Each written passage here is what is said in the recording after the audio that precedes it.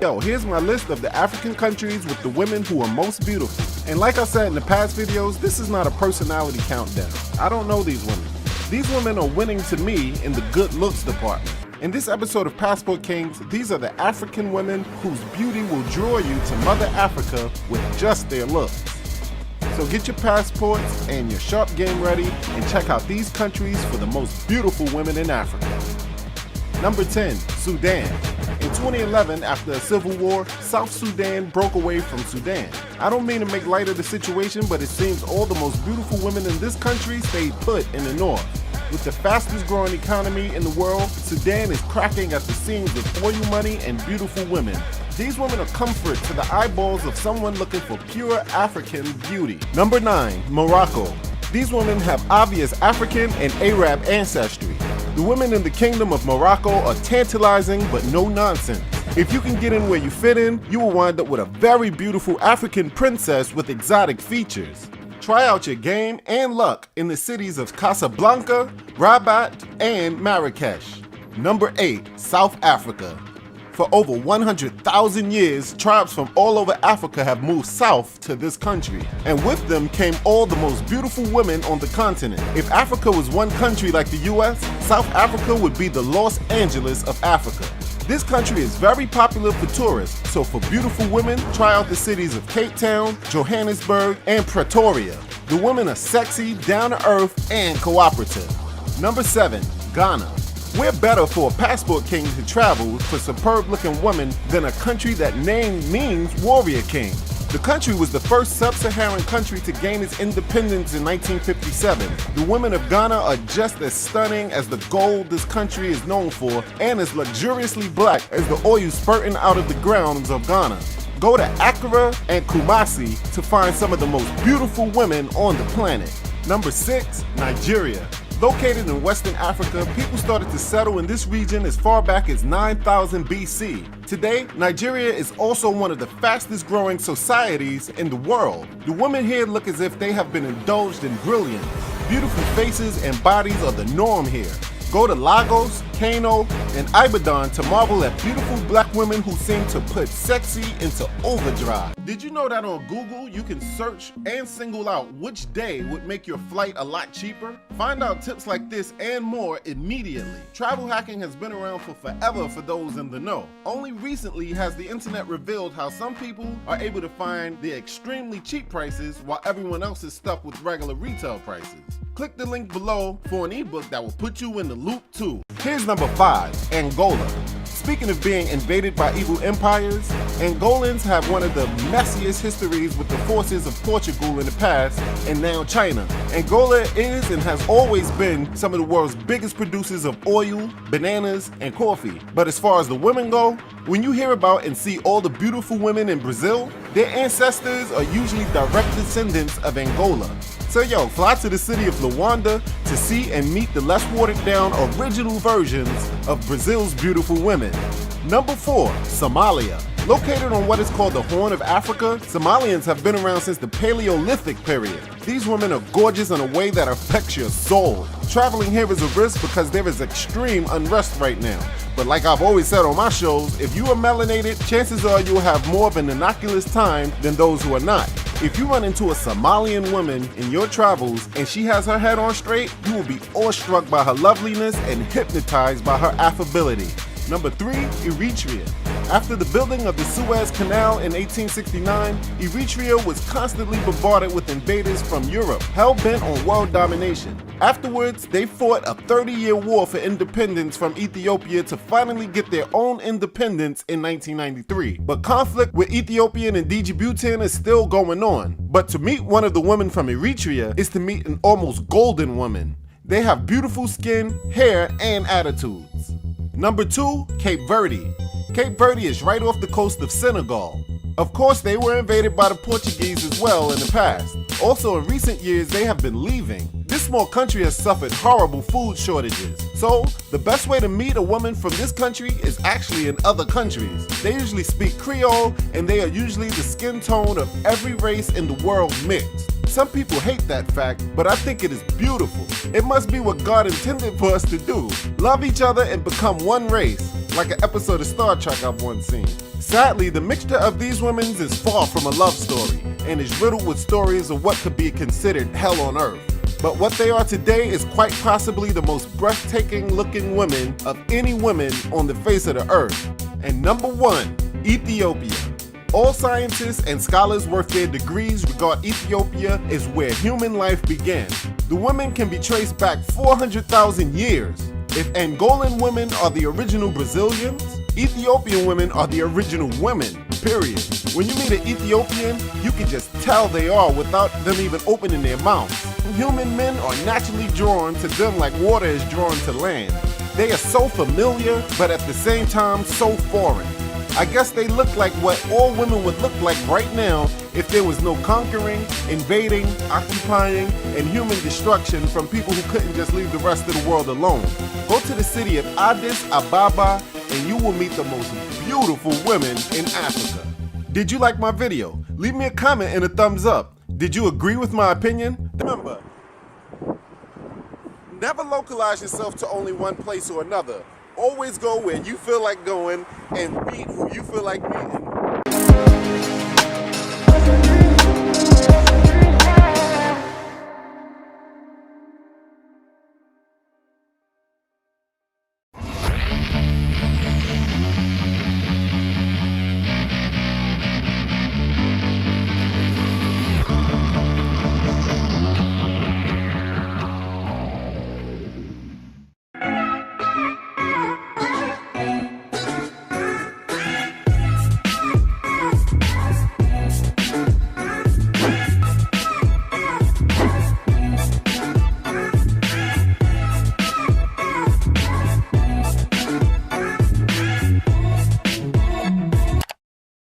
Okay, this natural light is really not working for me. Unsure of how one films outdoors.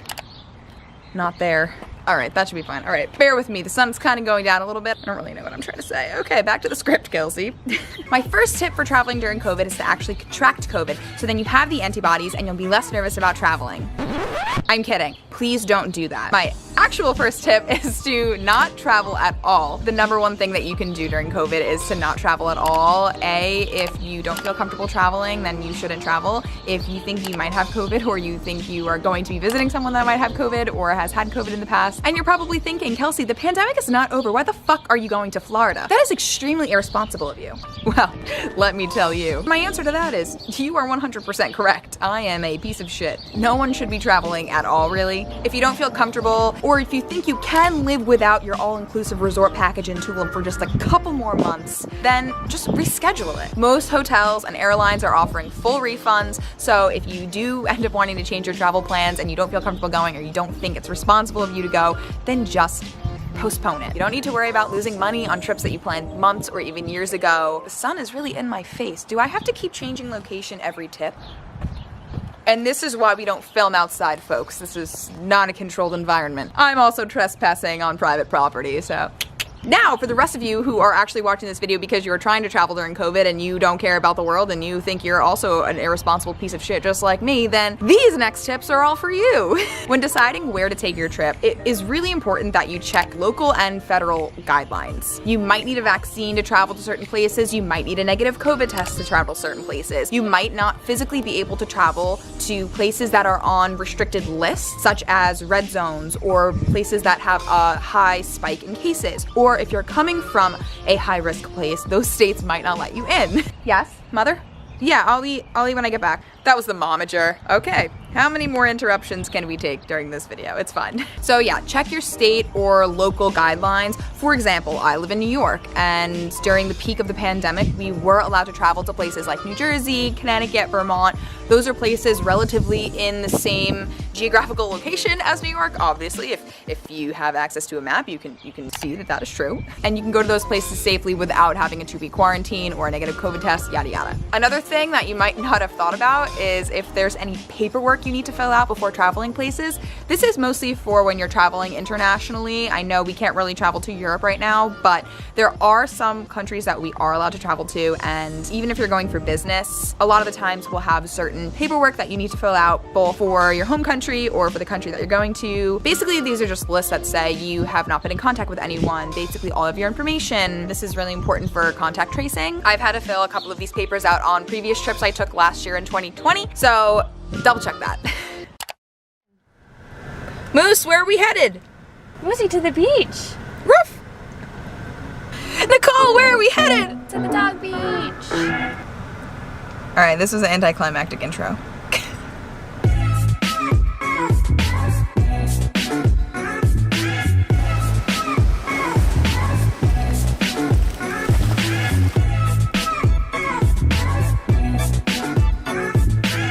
My third tip is to plan out a detailed itinerary. A lot of things are closed right now, so planning out a detailed itinerary is really gonna make sure that you have a more enjoyable trip. Research COVID-safe activities like outdoor activities, maybe outdoor tours, outdoor dining, maybe a museum that is running at half capacity. And yes, you can be the kind of person that doesn't like to plan out your trip and you just like to go and wing it and have fun. And you can totally do that. If you are headed for a relaxing beach vacation, then no, you definitely don't need to plan out a full itinerary. But if you do plan to go out and explore the place that you're traveling to, you are going to be disappointed if you don't search ahead of time. Even places like special restaurants you want to go to, a lot of places are taking reservations and things are getting booked up so quickly these days. So even something as simple as making a dinner reservation or a tour reservation is really gonna make your trip flow a lot smoother and avoid you running into any speed bumps. And this is also a great way to support local businesses. This sun is fucking in my face. And it's also a great way to support local businesses, local restaurants. Oh, this is better actually, okay.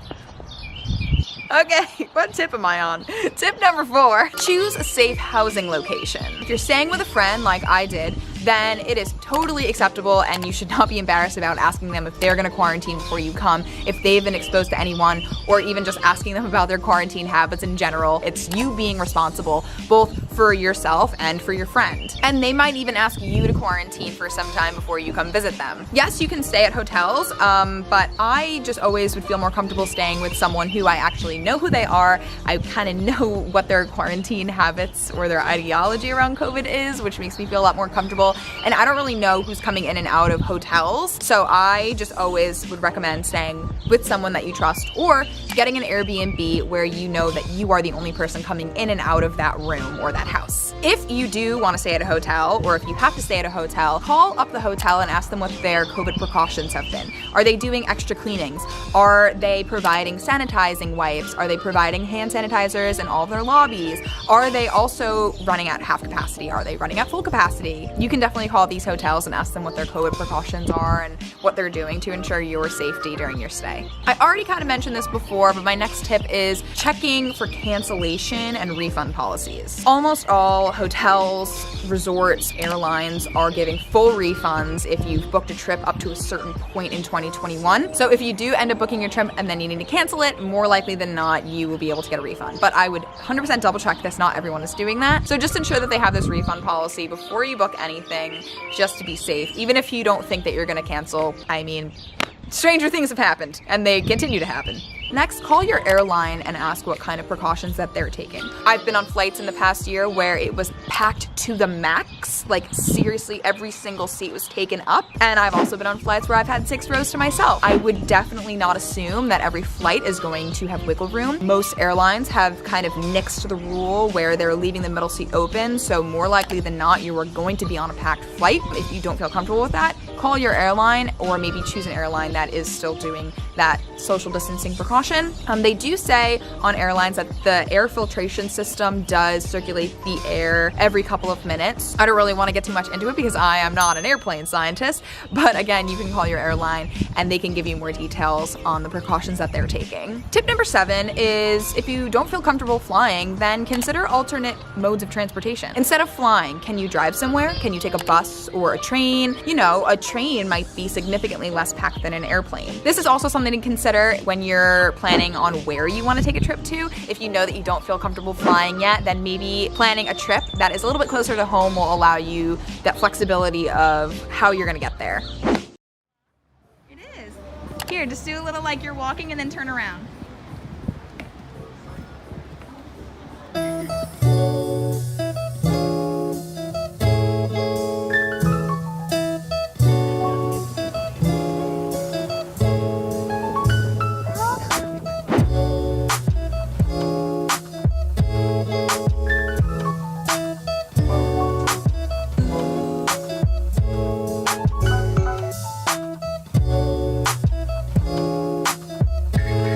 break it down.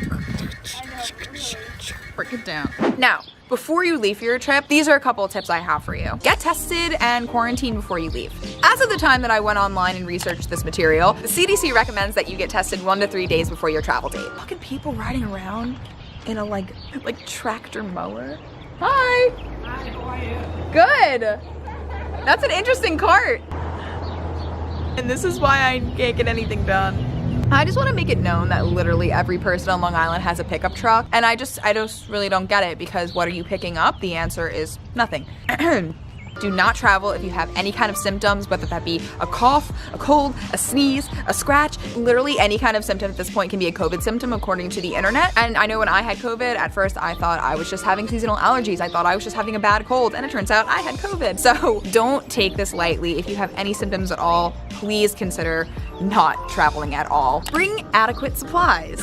This is not just important for your flight if you are taking a plane, but just in general to have with you during your trip. Get a proper mask and bring multiple. I know a lot of people like to wear the cloth masks, but, oh, hi. I have an audience today. It's like someone sees a girl standing by herself with a camera and like everyone needs to flock to her. I guess I'm just that fabulous, what can I say? I know a lot of people like to wear the cloth masks. They're a little bit more comfortable, but they do not work as well as the surgical masks. If you only have cloth masks, I would suggest doubling them up at minimum. What I will do is I will wear a cloth mask on my actual face because it is more comfortable, and then I will take a surgical mask and I will layer that on top of it. I feel like the surgical mask is the actual thing that's going to repel any moisture and repel those nasty little germs, but it also gives a double layer of protection. And here the tractor people are coming back.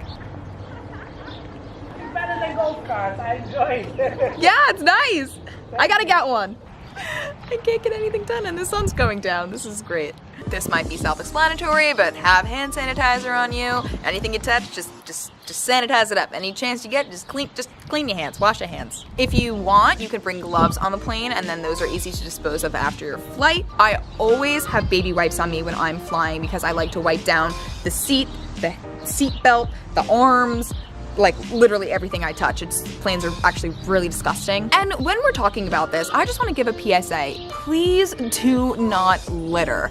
It is so disgusting to see all of these masks and gloves and supplies just all around the street. It's becoming the new wave of littering is masks in the street and in the water. Ugh, it just really makes me so upset to see. So if you are using disposable masks and gloves, please do not litter. Please throw them out properly. It shouldn't be something that needs to be said, but here I am saying it, and I'm saying it. Just don't be a litter bug.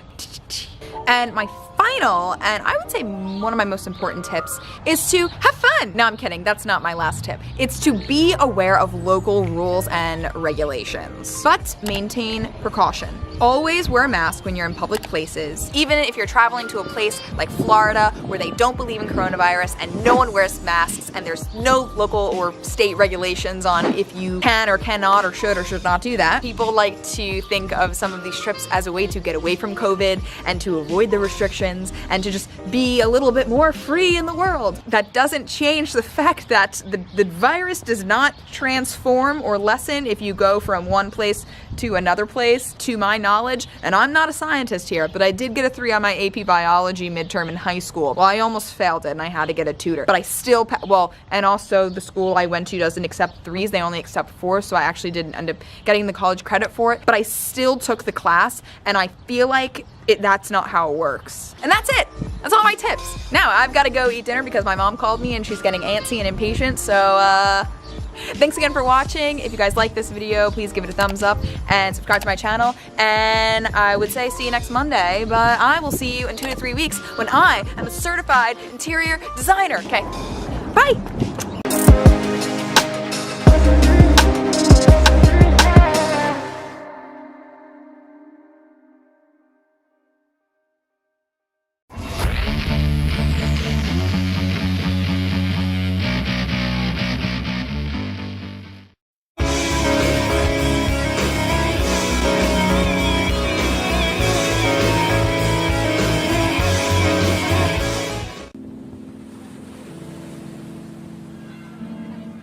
Some consider Venice being the most important tourist destination in the world. So, on your marks, get set, go!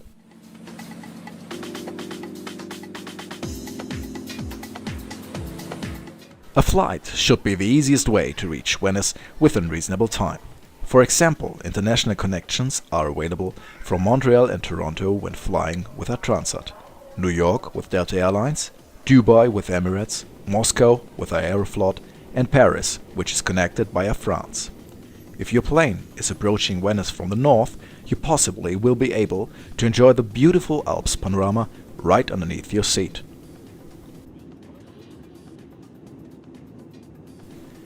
Depending on your airline, you will either land at the airport of Treviso or the official Marco Polo airport. To reach the city center of Venice, you will have to cross the Ponte della Libertà, a 2.4-mile long road bridge connecting Venice to the mainland in the city of Mestre.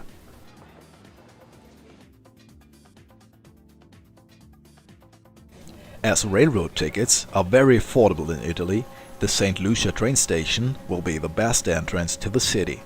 The popularity of Venice has led to high hotel rates, so you better check in on the mainland and choose a 20-minute train ride.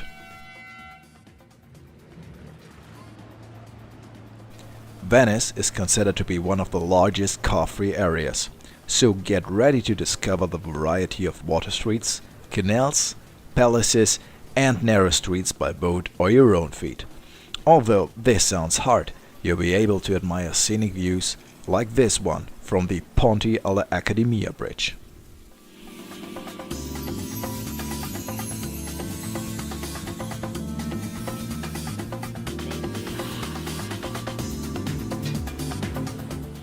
The most common mean of transportation is the gondola, and it's well known all over the world. High demand has made the prices for a 40-minute ride rise up to €80 without any kind of music. If you wish to have a little more entertainment, prepare to pay €150 for an all-inclusive package.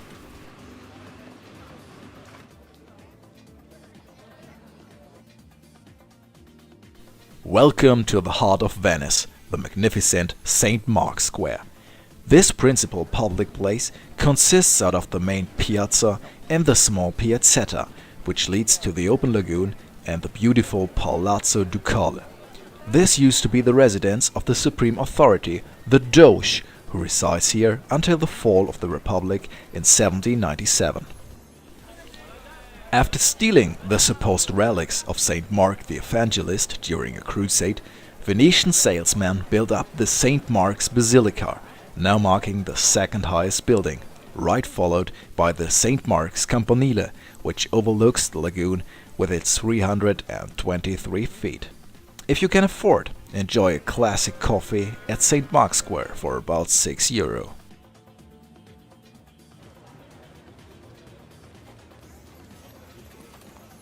If you're looking for a nice souvenir, watch out for special drawings with collages of canals and the typical gondolas.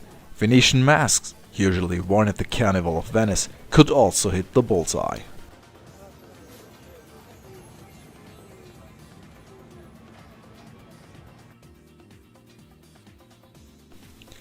Venice is entirely surrounded by water, so you're highly recommended to do a boat tour along the Canal Grande at least once while you stay here. If you can't afford a gondola ride, switch over to the water buses called Vaporetti or Bateo by the locals.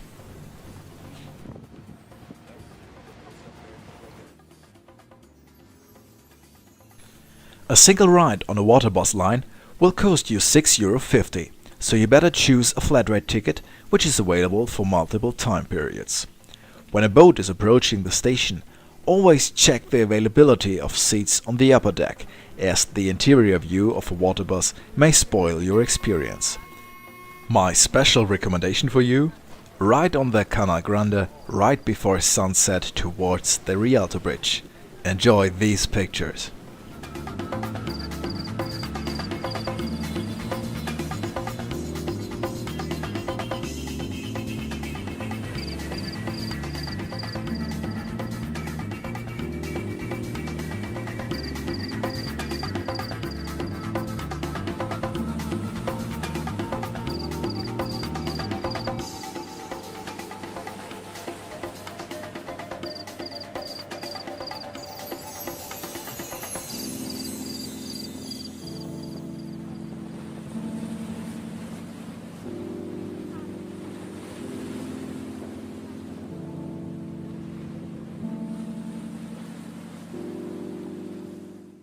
If you can't get enough of typical Venetian sights, have a look at the small island of Murano, which is located about 1 mile north of Venice. It can only be reached by boat, for example the Vaporetto DM line, which connects Murano and the main railway station in about 20 minutes. The small island is well known for its high quality glassmaking and gaining reputation all over the world for centuries. If you're interested in handcrafted masterpieces and avoid the cheap crappy fake products, you will find chandeliers and jewelry made of pure glass, as well as glass figures in all shapes within everyone's price range. But nevertheless, also mind the architectural attractions of Murano while strolling along the trails beside the beaten tracks.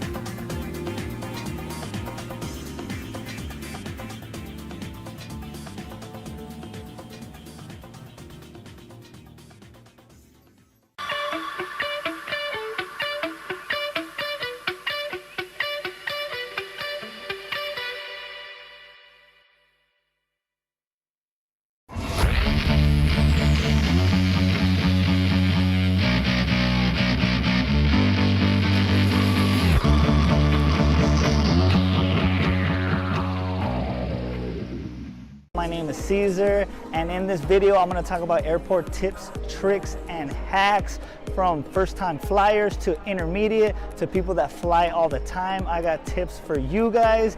I've been on over dozens of flights from private, commercial, and military. Any products or resources are going to be linked down low in the description box.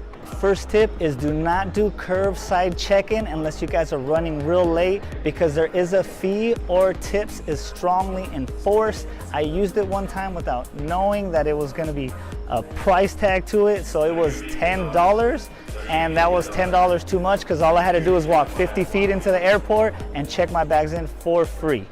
Next hack is to use a reusable water bottle. I bring one every time. Just make sure it's completely empty when you go through security checkpoint of TSA.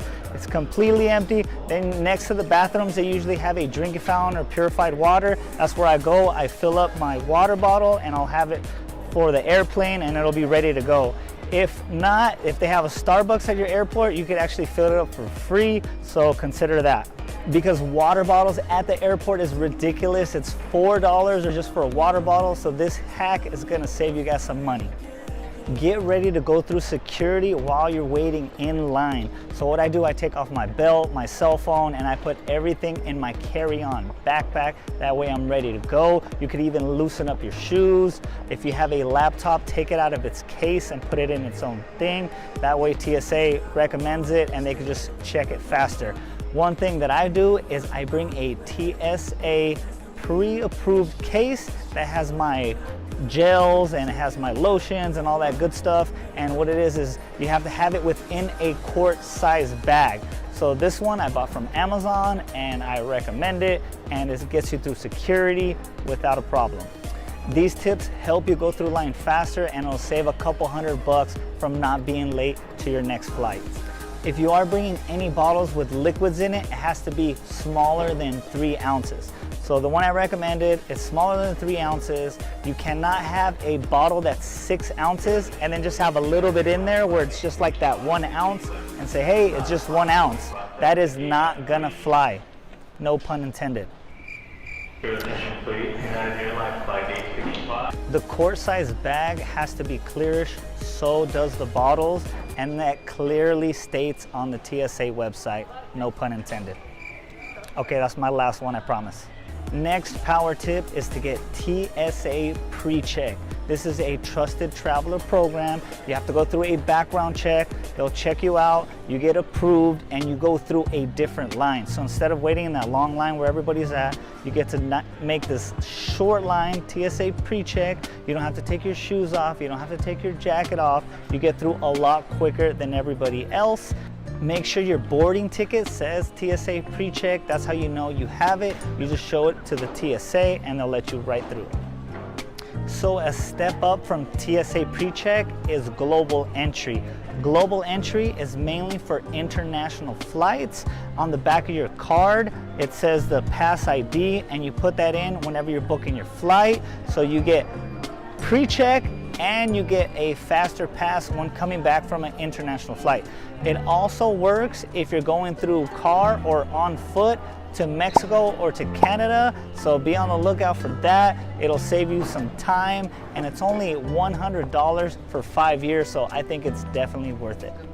So another cool hack is Netflix now has a download option. So you could download your favorite show or your favorite movie and you could watch it on the airplane. That way you don't have to get the Wi-Fi package, or if they're playing a movie you don't like, you could go ahead and watch that. Also, you could download an audiobook. I'll leave the link for Audible down in the description box below. You could listen to a book while you're relaxing on the plane. You could do that also. That way you don't have to buy that expensive Wi-Fi plan. Try to use the bathroom before you jump on the plane, because who wants to use a stinky small airplane bathroom when you could use a nicer one at the actual airport? I try to limit my water intake, that way I'm not having to go to the bathroom when I'm inside the airplane. Make sure you download the app to whatever airline you are using. That way you could check your flight status, to check if there's any gate changes. You could actually check out to see what gate your layover is going to be at. So if you have a quick connection, you make sure you're there and you're not late. Sometimes they have perks if you download the airline app. Like we flew United, and on United Airline app, you could actually stream movies and shows for free without paying for the Wi-Fi plan. So it's good to download whatever airline you're using and see what kind of perks they have. Make sure you're just super casual for your flight. I wear my sweatshirt, my sweatpants, and my running shoes. My wife, she usually wears her leggings and her jacket. You guys have to make sure you have a sweater or jacket because it gets freezing cold once you're up in the plane. And sometimes they don't have blankets for everybody, usually just business class. Unless you're going on some kind of business meeting, I don't see why you gotta get all fancy and dress uncomfortable for your flight. Bring snacks and munchies. You could bring it through TSA security, and also it could hold you over, that way you're not buying expensive airport food. If you're on a long flight or if you're on an overnight flight, make sure you bring your toothbrush and toothpaste.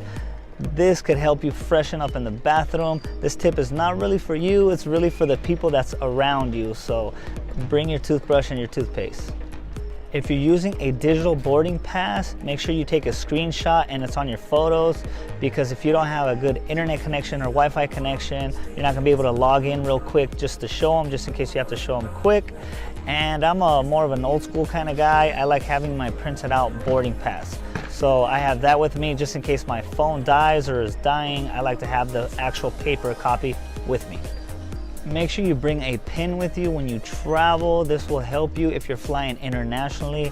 You could actually fill out your customs declaration form, and who knows, you might be one of the first ones since you have your pen ready to rock and roll, and you could get through customs faster.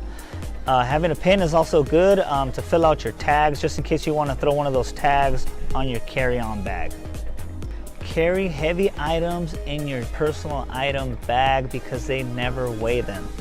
It's good to know the dimensions of the bags that you could bring on to your airline. So you could go to your airline's website, check the dimensions. That way your bag is not overdoing it and you're gonna have to pay extra if it's not within their size restrictions. The sooner you get on the plane, the more likely you're gonna have an overhead compartment right on top of you or in front of you. If you get on the plane late, you might have to put your bag all the way behind you, and this is not good because you don't have a constant visual view of your bag. And then once you land, you're gonna have to go against the grain, against everybody to grab your bag. So make sure you're one of the first ones on if you wanna have a good overhead compartment. If you don't get an overhead compartment and everything's full, they're gonna have to check your bag in, and depending on what airline it is, they're gonna charge you extra.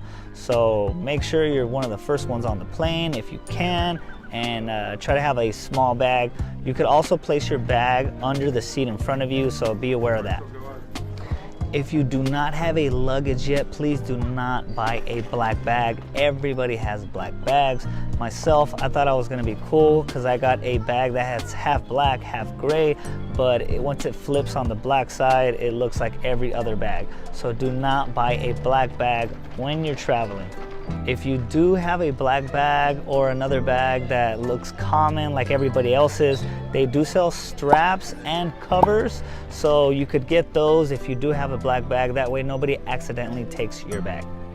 They sell carry-on bags that have the trolley sleeves. This makes it easier to carry once you're carrying it on top of your roller bag.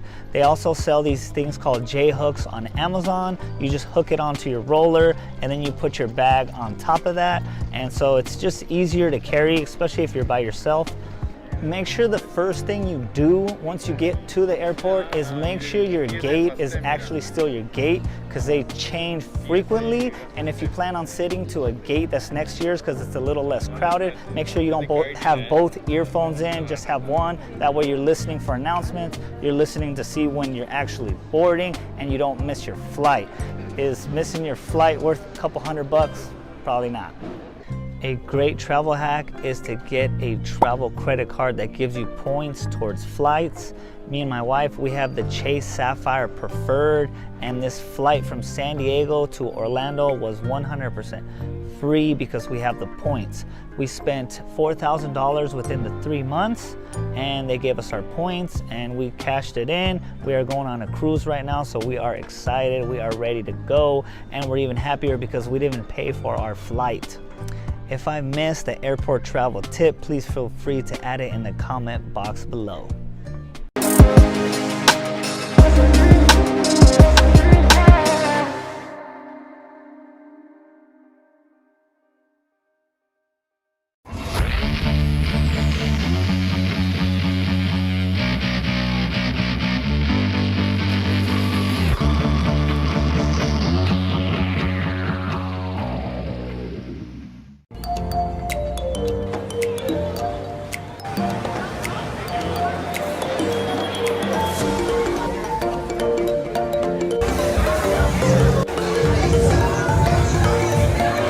Hey everybody, welcome to our Carnival travel tips video. Tip number 1 is gonna be make sure you check your bag in, because if you don't check your bag in, you're gonna be carrying around everywhere on the elevator. You're gonna have to watch your bag. We just have a small purse and we don't have to worry about leaving our bags anywhere or babysitting our bags, and now we could eat. So they're gonna take your luggage to your room and you can enjoy your food and you're not like carrying everything all around the boat. Yes, tip number 1. Tip number 2 is you have to check out Guy Burger Joint because it is delicious, and there's a long line, but it's well worth it. Very, very good. Okay, so we recommend the Cheers package, especially if you're gonna be drinking a lot like we are, hopefully, on this trip. And the Cheers package came out to $368, and you have to let them know that you're part of the Cheers package when they come around and give drinks, because it looks like they're free, it looks like they're complimentary, but they're not. They're gonna charge your room number, okay? And then also, if you get a drink here when you're still at the port, they're gonna charge you a state tax. Make sure before you sail out of the port that you put your phone on airplane mode, because you do not want to get charges from your cell phone company, and they're gonna charge you an arm and a leg because it's way too much. So make sure you put your phone on airplane mode.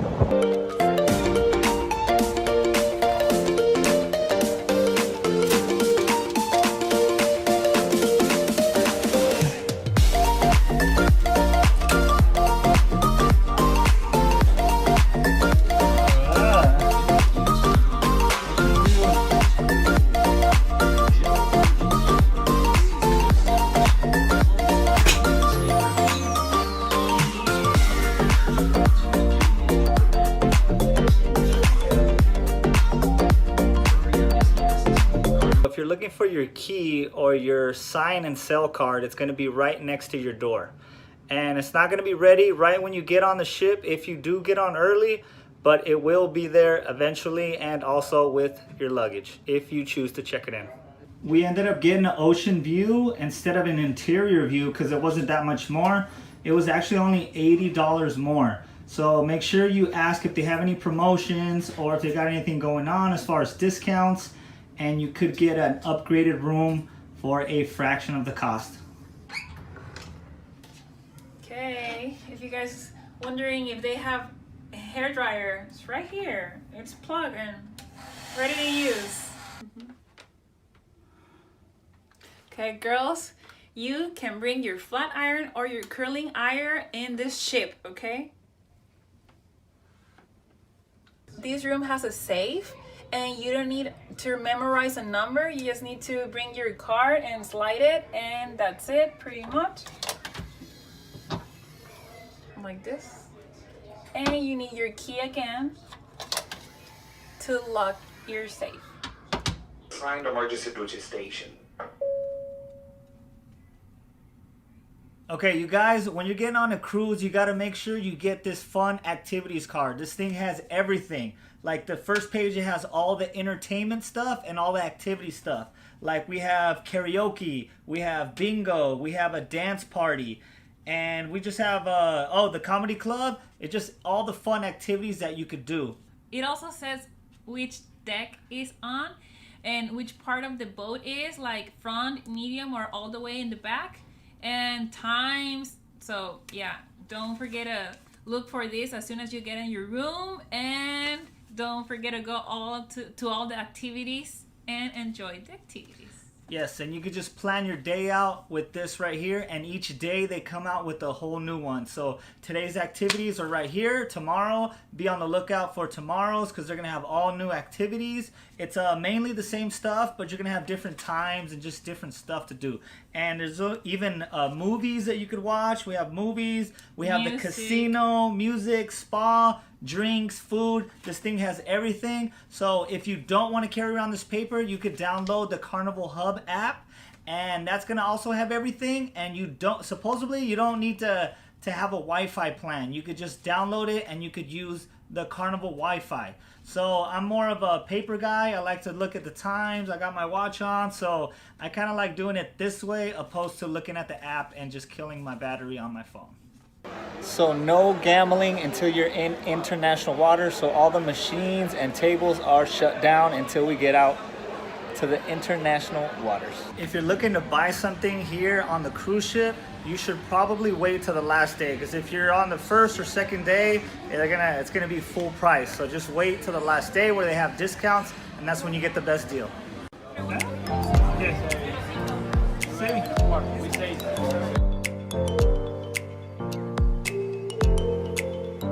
If you guys don't want to spend $9 at the store for a lanyard, you could get a lanyard here at the casino for free of charge, and it's a great deal because you don't spend any money, for free. Yeah, just ask for it. Yes, all you have to do is go to the cashier, ask for it, and they'll give you one. I want to talk about the drink package. So the drink package, it's a good deal if you're gonna drink 15 drinks a day. It equals out to $4 per mixed drink. Mixed drink by itself is like $10. So if you do it with the Cheers package, I'm gonna put the drinks on the side so you can see how much each drink is. But it works out to $4 per drink. That's with tip included. If you want to tip them, when they bring you the receipt, you can tip them some more, but that's with tip included. It's definitely worth it if you guys plan to have a great time and you guys like to drink and you guys are gonna drink more than, let's say, 5 drinks a day. It's definitely worth it. You guys see if it's worth getting the drink package or the Cheers package. One more thing is, after each drink, you have to wait 5 minutes. So if you're a fast drinker, you have to wait anyways 5 minutes to get your next drink. So one thing about this cruise is you are never gonna starve. They have a lot of food, big variety, whatever you want. You just pick it, go up, put it on your plate, find a seat. That's probably the hardest part of the whole eating process, is finding a seat. Once you find a seat, that's all she wrote. This next one is an adult's tip, because there is jacuzzis that are for kids and adults, but there's some that are adults only. So look out for the adults only if you just want to be hanging out with the adults and drinking. In our case, there is nobody here in the jacuzzi. We're lucky tonight. Yes. We got 2 adult jacuzzis, only ones right here. If you guys are interested in working out while you're here at Carnival Cruise, they have a nice gym and they even have an outdoor track where you could walk around.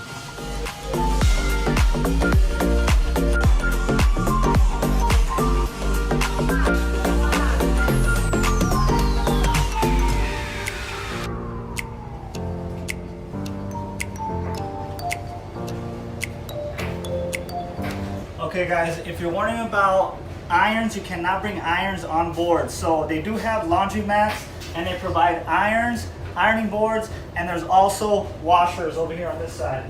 They got washers and dryers over here on this side, and they also have laundry detergent over here on this side. Depending on your port of call, ours was Nassau, the Bahamas. They're going to ask you to bring your sail and sign card, which is your room key, and they're also going to ask you to bring a government issued ID. So I'm from California. I brought my California ID, and we were able to get off the boat and jump back on the boat with our California ID and our room key. I left my passports inside the safe where they should be, and I made a copy of them before I came on my trip, and I just carried that in my pocket with us just in case. But that is our next tip. Make sure you guys pack your formal wear because there's going to be a fancy dinner night. Depending on how many days your cruise is depending on how many nights there's going to be. Ours is a 3-night cruise. We only get one dinner night, but there's cruises that are 7 days and they usually have 2 dinner nights. So the formal dining night is a nice place where you could get dressed. They have a dress code is strictly enforced, so you can't wear no tank tops or flip-flops or any of that good stuff. So you have to be formal dressed to actually enter and get a table. Anything on the menu is included, nothing extra unless otherwise stated. In our case, it says $20 extra, and there's a list of stuff that we cannot pick from unless we want to pay for them. Other than that, you can order as many appetizers as you want or as many dishes as you want because they're really small. So if you're really hungry, you can order maybe 2. Look how cool it is. We got to watch a movie right here on the deck. They had popcorn, they had drinks, and it was a great time. Yes, it is. Before I leave you guys with the last tip, I want to say thanks for watching, and if you have any tips to add on, please add them in the comment box below. And the last tip is just pretty much walk around the boat, just get familiar with it. We found all kinds of stuff just from walking around, and then ask the crew questions if you don't know where something's at, or if you see somebody walking around with coffee and you're like, hey, where's that coffee spot at? Just ask. That's all it is, just ask. Hit that like, subscribe if you want to, and I will see you guys on the next video.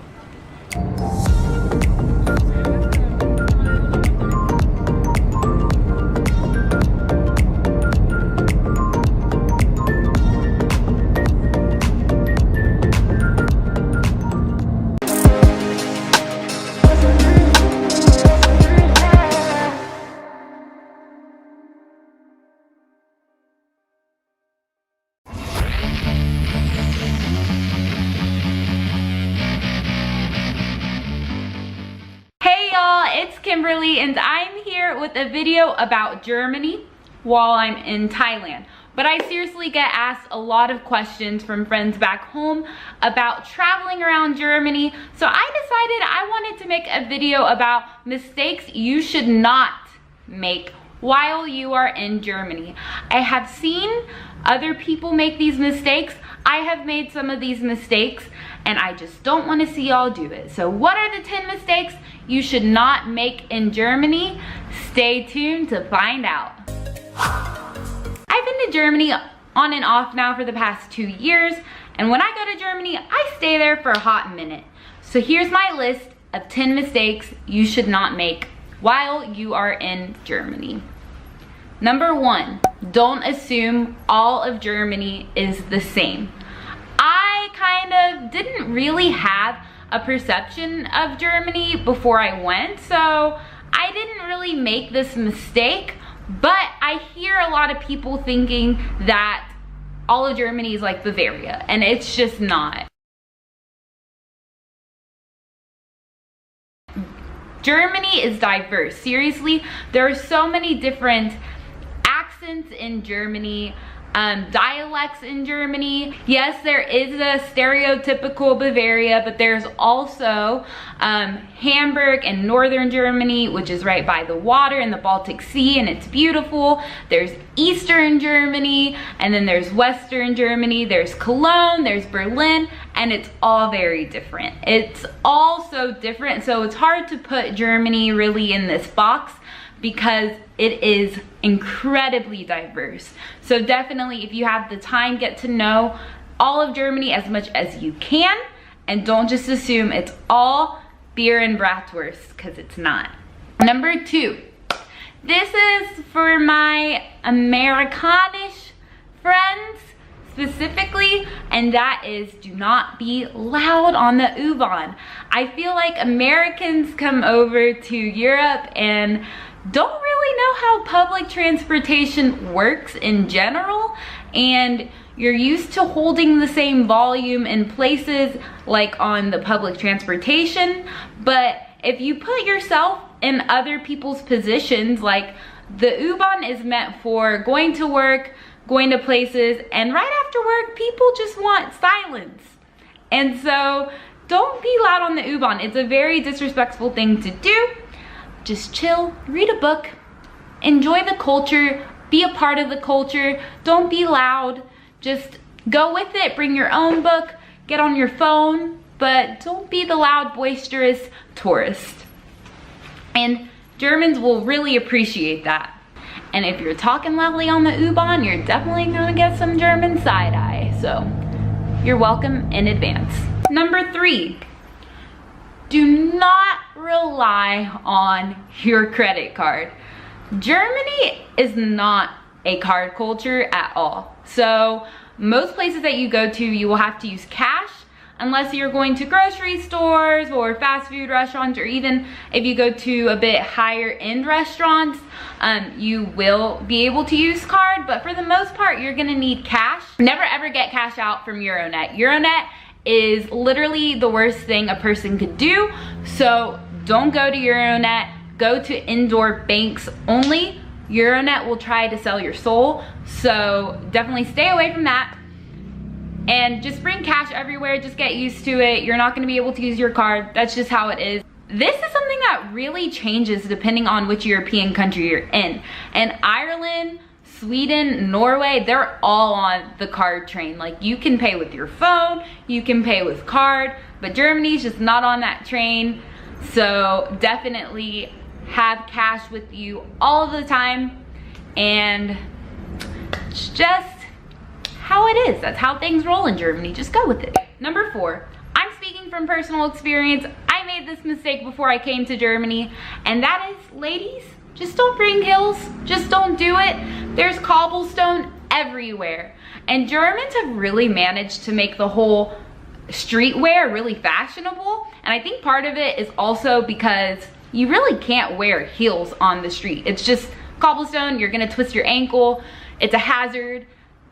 Just don't wear heels, don't bring heels, bring some nice sneakers, and you'll thank me later. All right, number 5 is you should not walk into a person's house with your shoes on. The host will let you know if you're allowed to take your shoes off or keep them on. If it's a good host, correct me if I'm wrong, if it's a good host, they should tell you you don't have to take your shoes off. But my rule with them is I always just take my shoes off, because 1, it shows respect for somebody's house, and 2, it's unhygienic to be wearing your shoes all over the house, tracking in mud, dirt, dog poop. No, I understand this so much. This is something I have changed in my own life. Before I started traveling Europe, I would always wear my shoes in the house, and now I don't, because it's honestly, it's disgusting. So just take your shoes off. You don't need shoes inside a house anyways.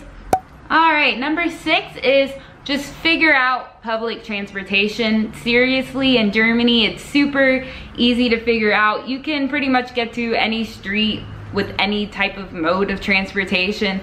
I really recommend you figure this out, because taxis are just expensive and not worth it, in my opinion. So just figure out public transportation. You'll save a lot of money, and it's just the way of the people. Just do what the Romans do. Number 7. This is huge. Okay, I am not innocent on this one. Disclaimer. I'm not. And that is to obey the pedestrian lights. If it says no walking, if it's red, just stop. If it's green, go. If you walk on a red, you will seriously get some German eyes on you. You'll get the German side eye, So just take my advice and just wait for green to go. Red, chill. And Germany is just one of those countries that take that a little bit more seriously than other countries. So better safe than sorry. Number 8. I'm indifferent about this one. I say at the end of the day, you do what makes you feel comfortable. But if you wear athletic clothes in public, it's very obvious which country you come from. I'm here in Thailand right now, and actually quite a lot of people wear athletic clothes just out like we do in America, but it's not common in Europe. So if you don't want to stand out, don't wear athletic clothes out in public. If you feel comfortable and still want to do it, you do you. You are who you are. 9 is don't leave without trying Deutsche Brot. It is the most lecker thing ever that you'll ever have in this world. And seriously, guys, I never had it. Like, the first time I came to Germany, I didn't really know that bread was the big thing in Germany, and I didn't even eat it at all. And the second time I came around, I learned. I really did. And I ate a lot of bread, and I gained a lot of weight. But it's seriously super delicious. So I definitely recommend trying out the brat. They're so proud of it. And eat it for the first time from a bakery rather than going to the grocery store, because there's just nothing like fresh, hot bread. So good. With just like a dab of butter. Really good. Number 10. I'm ending this on a kind of serious note just because it's crazy to me that I even have to say this. It really just baffles me. But don't make Nazi jokes. Why would you even do that? Like, I seriously don't understand people's insincerity towards this. I think that people don't realize how recent this war was. It wasn't that long ago. Like, people are still bearing the consequences and suffering from this horrific event. And Germany has come a long way from the Nazi era to really prove themselves otherwise. So making Nazi jokes and bringing up the past like that is just very, very disrespectful. So just don't do it.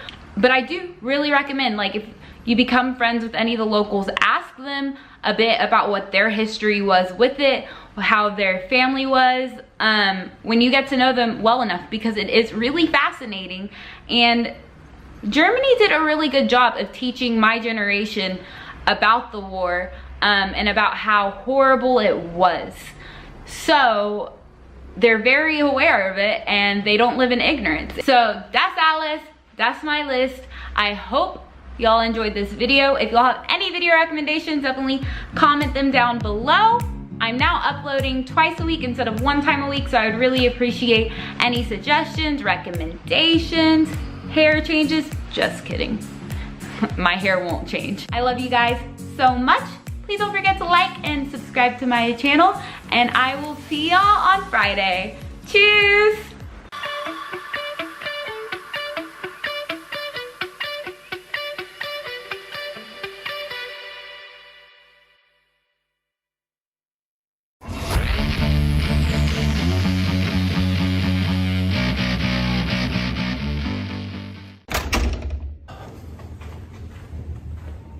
On to Jaipur.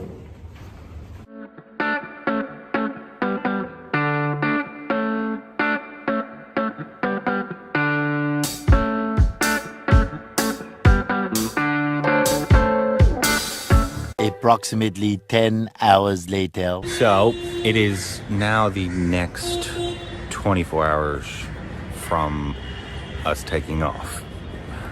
A lot of stuff happened yesterday. We were in the Delhi airport literally all day because of incompetence and delays. So sadly, our Jaipur trip has been shortened by an entire day. They wasted an entire day of our trip. But we are here and we are excited, and let's get the day started.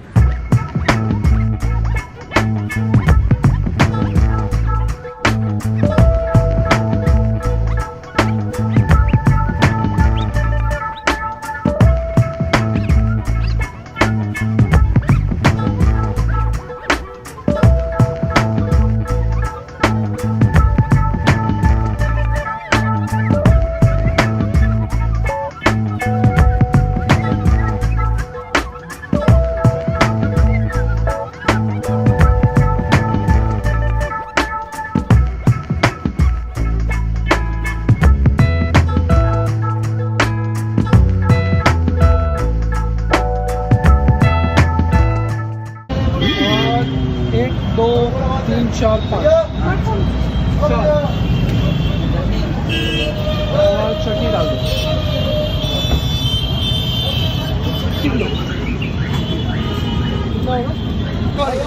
Kachori? Kachori. Kachori. And what is it? It's kachori. I know, but what is... What's kachori? This is kachori, Corbin. Right in front of your face, Corbin. What's in it? There's some lentils. So crushed lentils which are spicy. They've been stuffed in chickpea flour and fried. We make one like this. Okay. And you just tear it apart, grab it, and eat it? You just like break it and eat it. Break it and eat it. So, and just dip it in the sauce a little bit. Where you go? Where you go? It's like tangish, spicy, and it's the local shit. There's a little bit of it. You got it. You got it. There's a little bit of a sweetness in it that reminds me of the breakfast we had in Amritsar. Oh yeah, this has a little heat on it. Where's Corbin? How you doing, man? You doing okay? That'll wake you up in the morning. Delicious. Like the flavor, like everything else was really good. It's just, whoa, it's spicy. Breakfasts everywhere. New Delhi, Amritsar, Jaipur.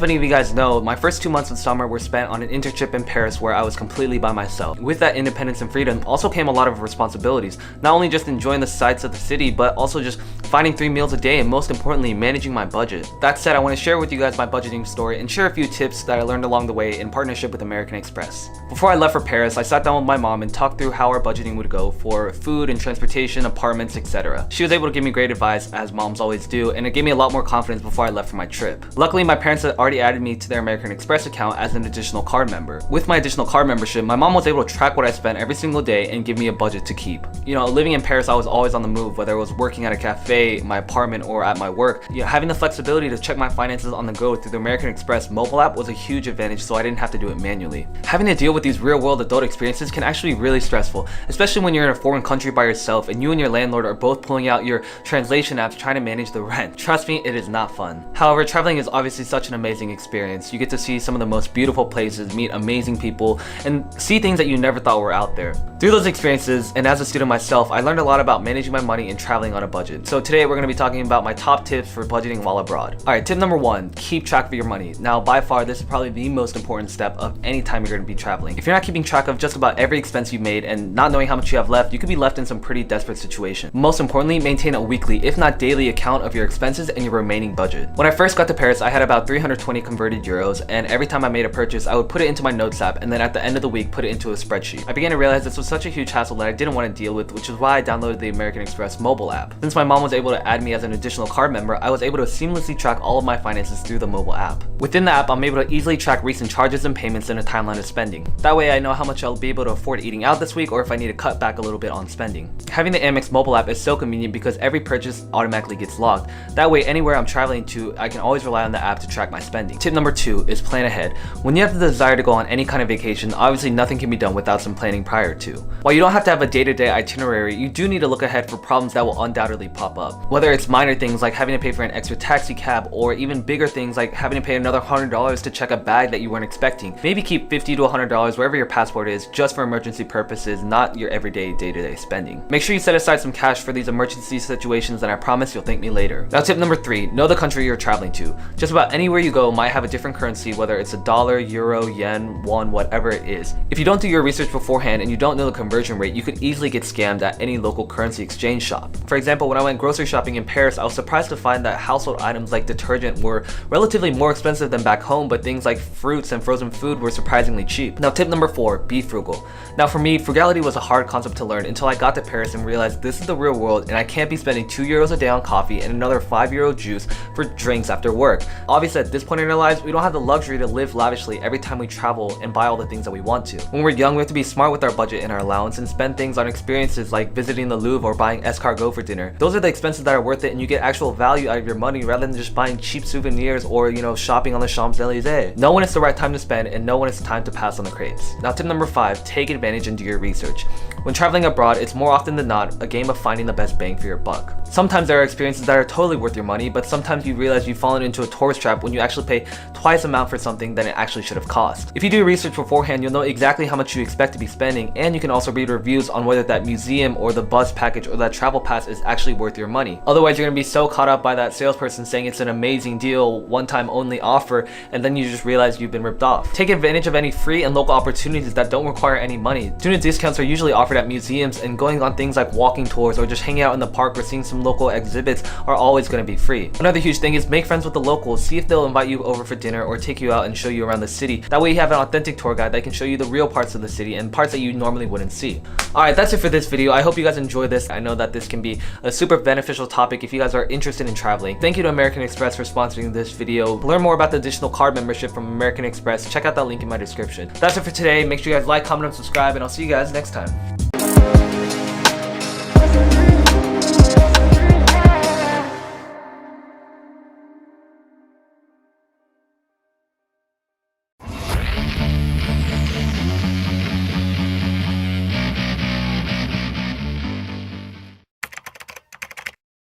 Probably you have already heard it, according to CN Traveler, the top holiday destination for 2020 is Pakistan.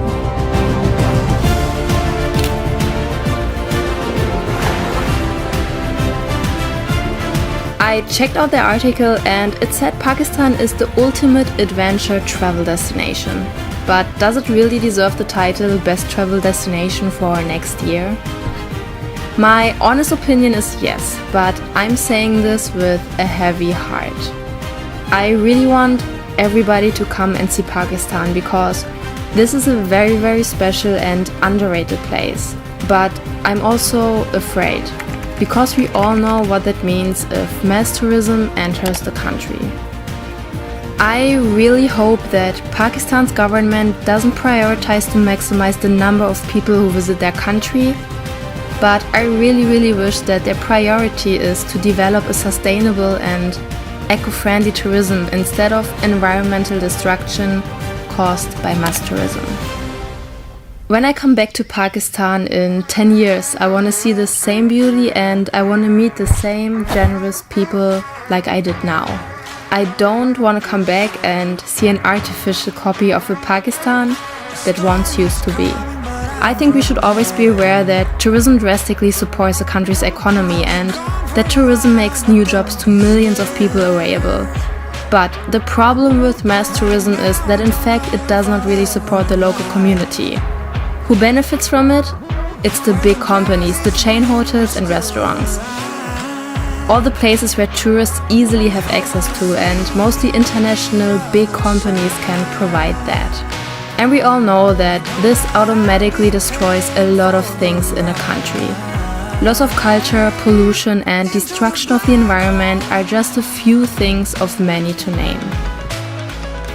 I'm very sure that tourism will boom in Pakistan soon, and I think that's great if everyone looks after their own footprint.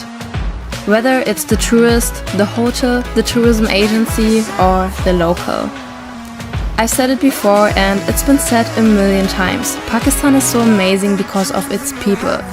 They are really the most generous and honest people I've ever met in my life. So to come back to the question, does deserve Pakistan the title Best Travel Destination for next year? Yes, definitely. And I want everyone to see the real and beautiful Pakistan and experience the generosity of the Pakistani people, like I had the chance.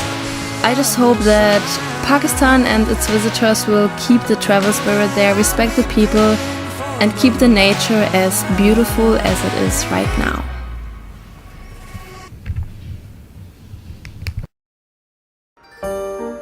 I traveled to a few countries, but nobody opened their doors like this country did.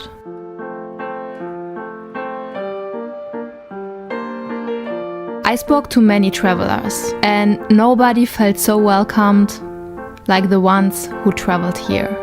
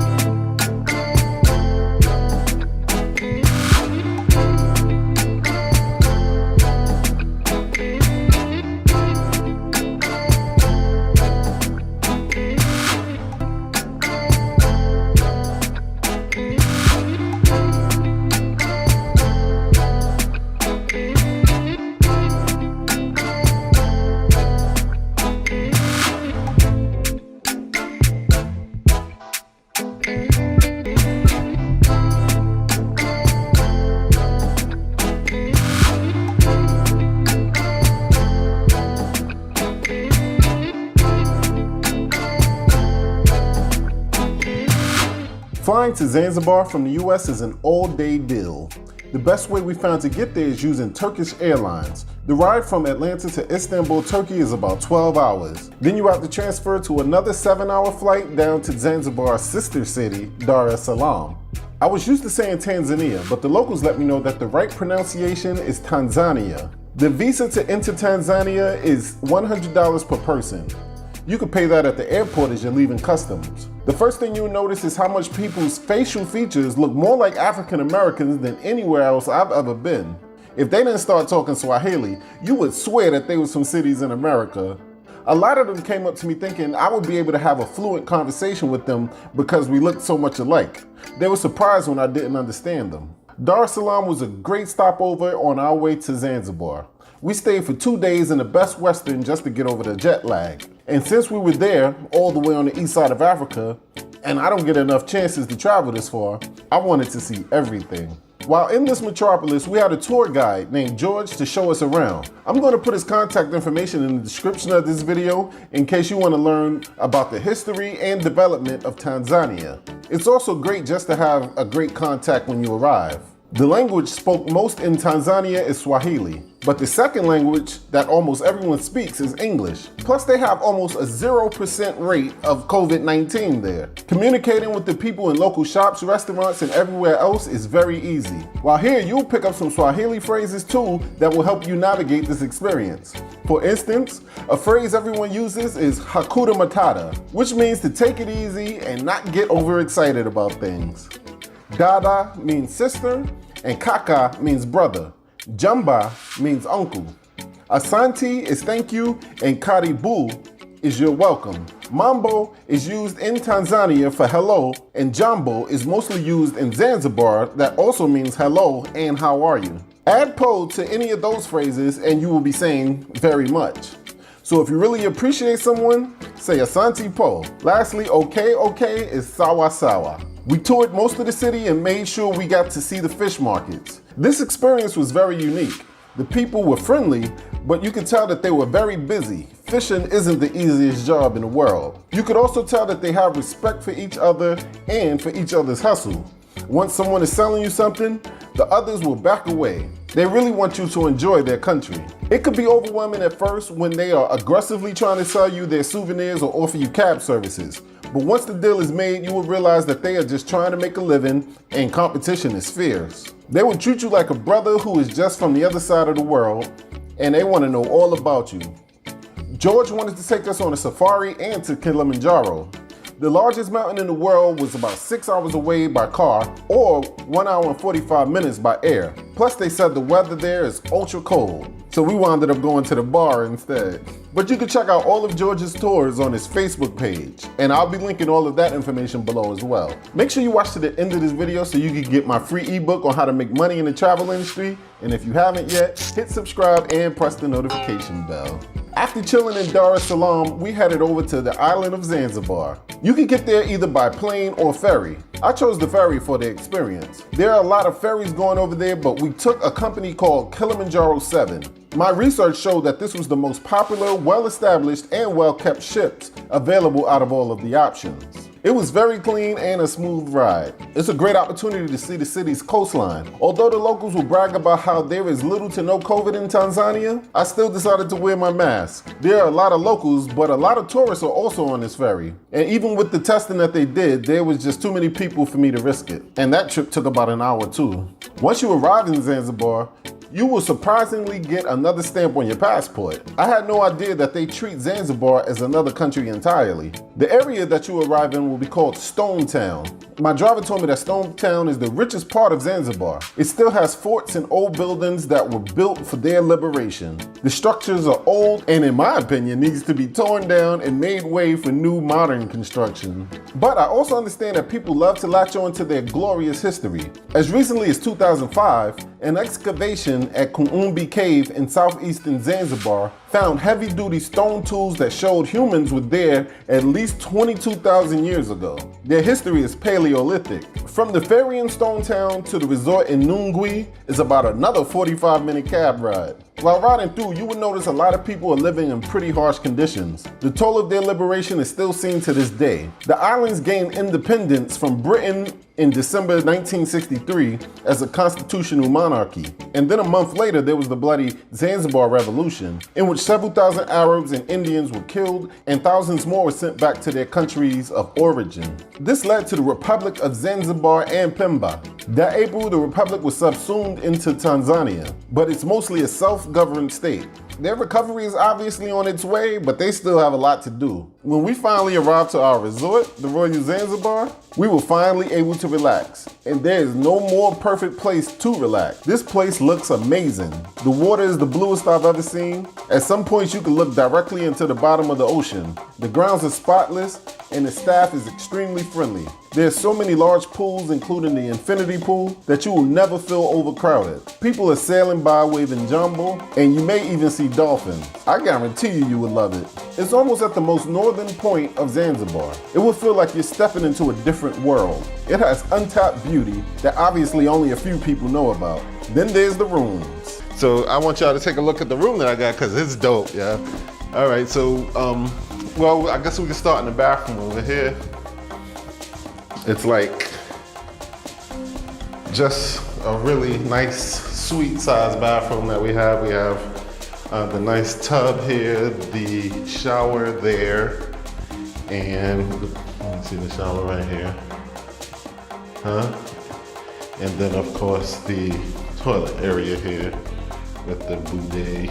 And all right, so I want y'all to see this room though. So when you go this way, we have the bed here, the living area there, the big TV telling us about how terrible things are going on in the U.S. And I want you to see my outer deck, because this view is fly.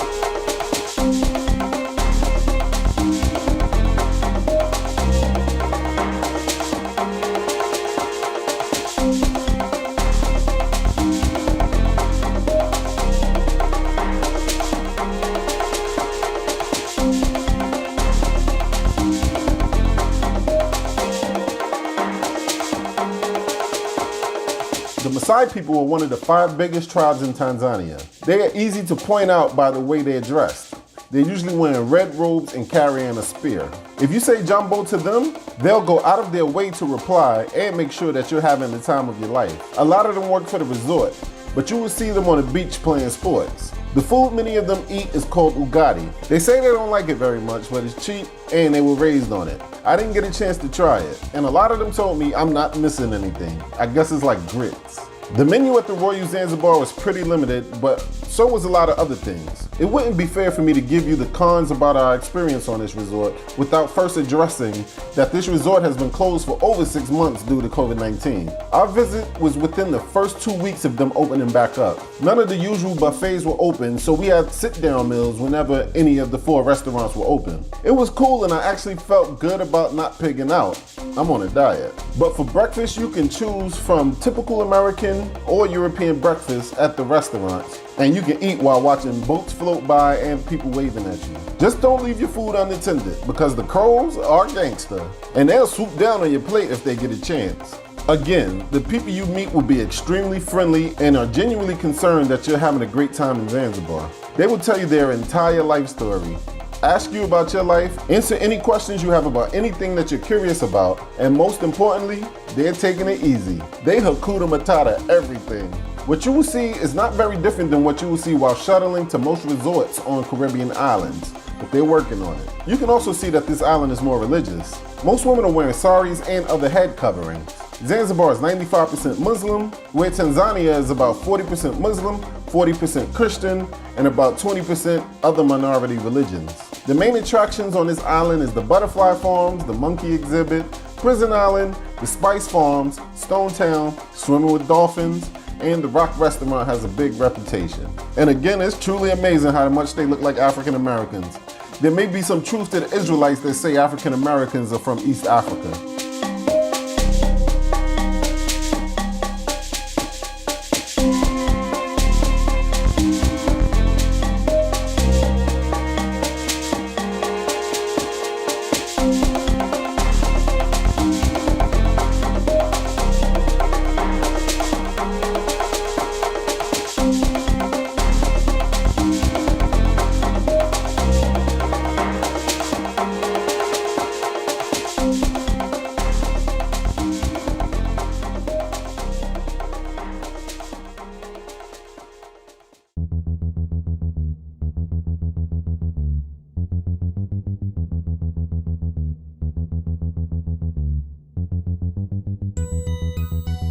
We visited the spice farm and learned a lot about how fruits and spices are grown. It was a cool experience and we enjoyed helping out the people who worked there.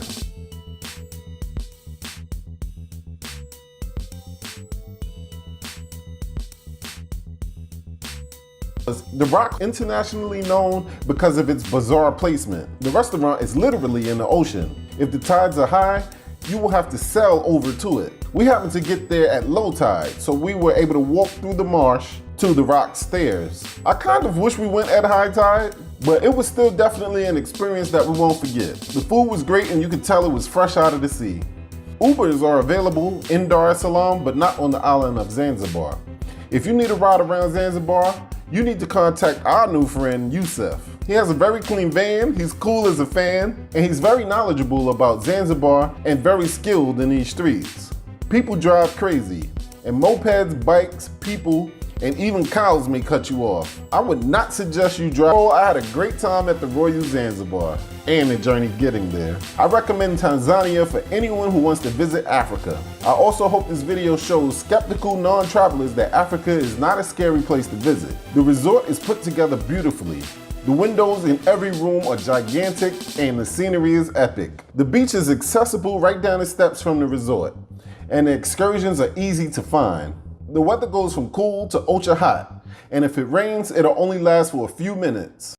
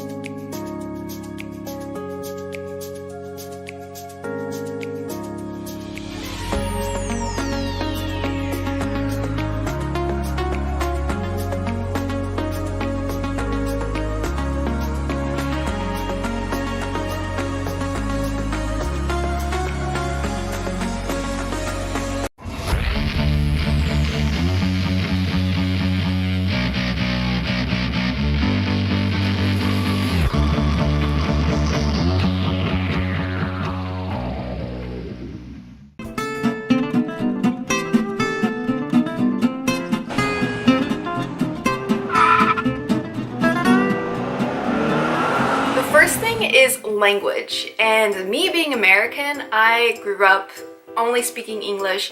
I took Spanish. I know enough to get by in like Spanish speaking countries, but I never took French, I never took German, I never took Italian. When I was thinking of going to Europe, I was kind of just assuming that people over there, they spoke English. Switzerland was the first and so far only place that I've had trouble speaking to people. As soon as we got off the plane, we got a taxi to our first hotel, and we had trouble immediately communicating. Pretty much everyone spoke German there. Not a whole lot of French, not a whole lot of Italian, not a whole lot of Spanish.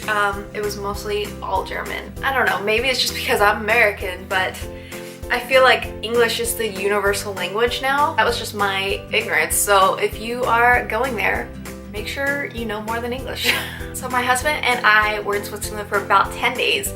So that included weekends, obviously. So when we were driving around Thun on Sunday and it was time to eat, we realized, why is everything closed? Unless you went to like the tourist areas, there weren't any restaurants, the grocery stores were closed. Very hard to find food. The only place that we found food that was like not in the tourist area was like this Thai place, and we went in and sat down, looked at the menu, and it was like $30 for white rice and chicken. So we ended up driving around. Luckily, we found like this really tiny convenience store in a neighborhood, and we were able to get some like bananas and hot dogs, and that ended up being our one and only meal that day because grocery stores were all closed. Gas stations, like the gas pumps, obviously you could pay with your card, but you couldn't like go in and buy any snacks. So that was really, really odd for us. It was something that we were not expecting. Not only was food difficult to find on Sunday, everything was like slowed down and it was so mellow. Like you would sit down and you would absolutely just take your time. Pretty much every single time we went out to eat, we would have to wait for our check like 30 minutes after eating. And that's just not normal for us. Like we go somewhere and we're in and out within an hour because, you know, people are like shoving you out. I feel like they're always like rushing. Or have you ever sat down somewhere and they start clearing the table and you're like, I'm still eating. Like I'll be chewing my food and yes, my plate is empty, but maybe there's sauce on it and bread and I want to like clean it up with bread, you know, and they take my plate and like, I'm not done with that. In Switzerland, we did not have that problem. Our problem at restaurants were literally like, okay, when are we getting our check? Where did our person go? Which isn't a bad thing, but just know if you go there and you're going out for a quick meal, you're probably gonna be there a couple hours because there's no rush, which is so nice, so nice. So majority of the places that we've been, credit cards has been, you know, no problem to use. You can use it everywhere, pretty much. I mean, not obviously like on the Inca Trail or in the middle of nowhere, Iceland, but for the most part, you can use your card. In all the places that we've been so far, Switzerland has been the place that you need cash just for a meal. So we went to Switzerland, is that May? Yes, we went to Switzerland in May, and that's considered the shoulder season. It's not the tourist season, it's right after winter, right before summer, and prices were considered cheaper. It wasn't cheap, but it was cheaper. So I usually like to go during the shoulder season just because it's, in my opinion, better. But like when we went to Iceland during the shoulder season, we had an amazing time. But it is so different from the shoulder season in Switzerland. Like you especially saw why it was the shoulder season when going to Zermatt. When you think of Zermatt, you think of a ski resort. You think of a cute little village, and it's all like the businesses are all booming. There's so much to do there, and it's so clean, it's so pretty, it's a tourist place, you know, it's Zermatt, it's the Matterhorn. But when we went there, it was the shoulder season and there was construction everywhere. So many stores were closed. It was really sad almost. Like there wasn't a whole lot to do. A lot of trails were still like de-thawing, so we couldn't hike that much, but then the snow was also melting, so you could ski. There was like 2 bunny slopes open that still cost like $400. So some places the shoulder season is definitely worth it, like Iceland for example, but would I go back to Switzerland in May? So this kind of applies to everywhere that you go, but like hotels and restaurants are going to be more expensive than if you stay on the outskirts. Same applies to Switzerland. Interlaken is a very big popular place to go, and we stayed literally like 10 minutes away in this adorable town called Brienz. And I have a blog post up on it. In the entirety of our trip to Switzerland, Brienz was our favorite, because when you think of Switzerland, you might think of like cute little log homes and like little sheep running around and like so tiny and cute. That is literally Brienz. So if you're going to Switzerland, save some money, don't stay in the city, stay like 10 minutes out, and it's gonna be like half the price. And then we found that pretty much everywhere that we've been. One thing I was not expecting was just want to order water because it's healthier, it's cheap, it's usually free. Not in Switzerland, which is so surprising. The first time that we went to a restaurant, we ordered water, we got a check pack, and it was like $8. So like, holy crap! Water is more expensive than beer. Just get soda, get juice, don't get water. For some reason, water is so expensive.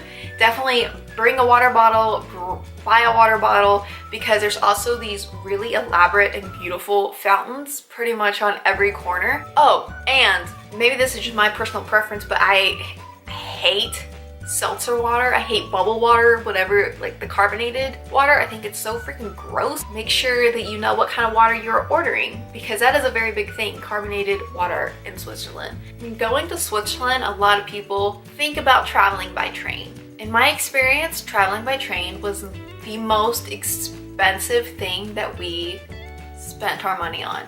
But we rented a car for like 5 days, and I think it was $117. It was so much more affordable than taking a train to one destination one way.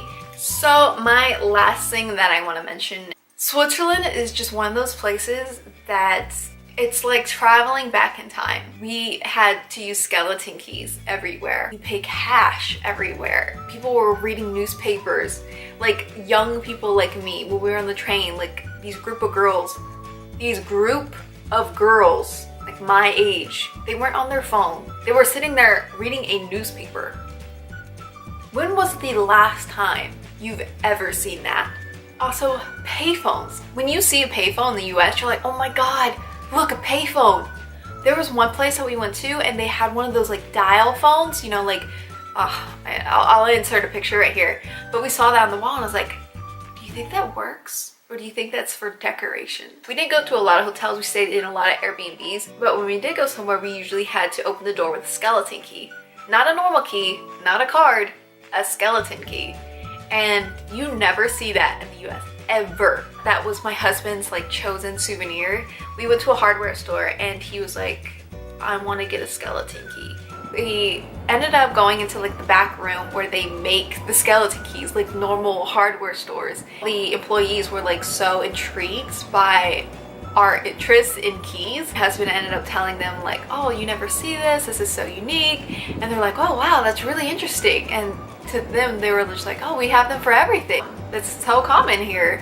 And to us, we're just like, wow.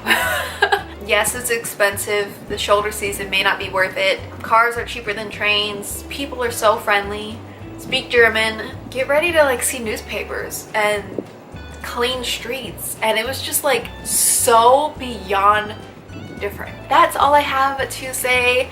I hope this video was entertaining. It was informative. It was helpful. Thank you so much for watching, and I'll see you in 3 days. Bye.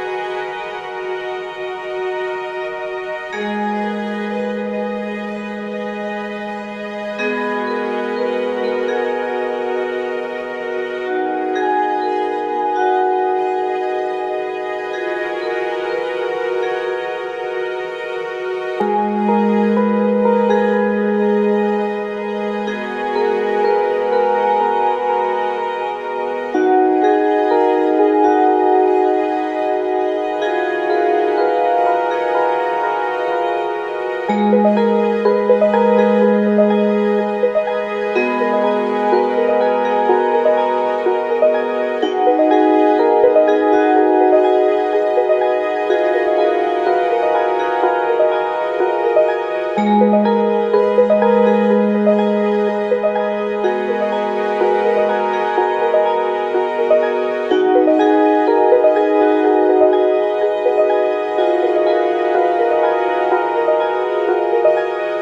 you.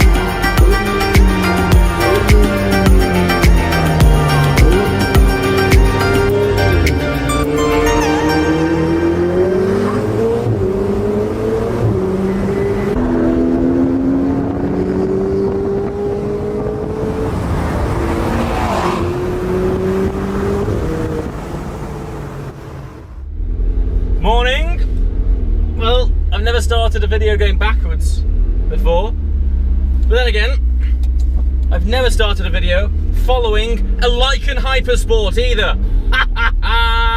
This is gonna be a phenomenal day. So, this is the one that I've been waiting for. This is the video that for me is truly kicking off 2017. We are heading up a road called Jebel Jais, which is in Ras Al Khaimah, and it basically looks like the Middle Eastern Stelvio Pass. It's the Col du Turini of Ras. Yeah, and we couldn't have picked 3 more interesting cars. Well, certainly one of them. The Lykan Hypersport. So last time that I saw this car was in Fast and Furious, or should I say Furious 7, and it was hurtling itself through a pair of skyscrapers, as you do. But now we get to play with it ourselves. Today, I'm just gonna immerse you in the whole experience of what it's like being on the road, and an incredible driving road, in 650S Spider, 488 Spider, and a Lykan Hypersport. Let's hit it.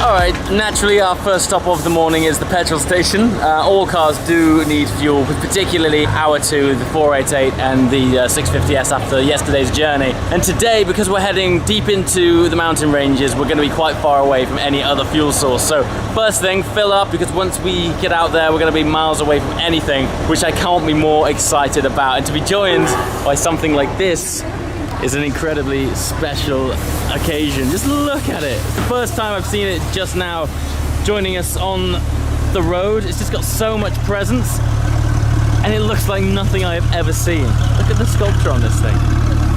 These layers of carbon. Oh, but so far, take it from me, this is absolutely awesome.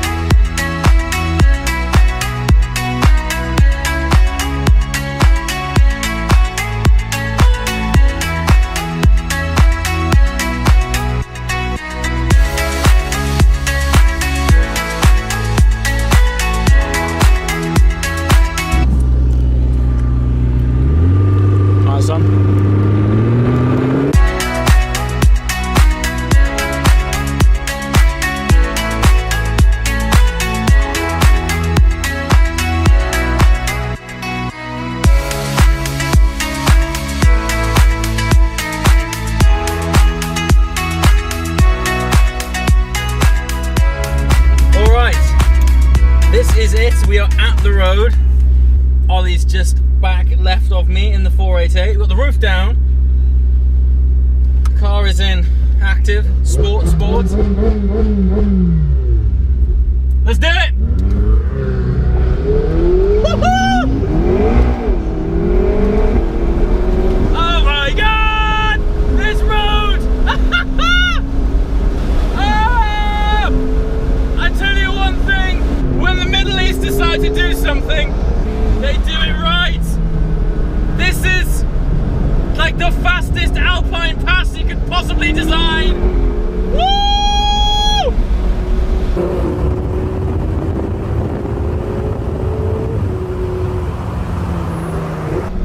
It's 3 lanes!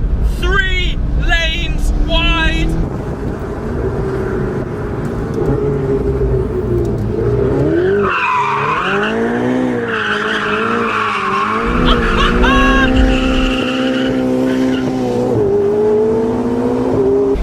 It's absolutely amazing!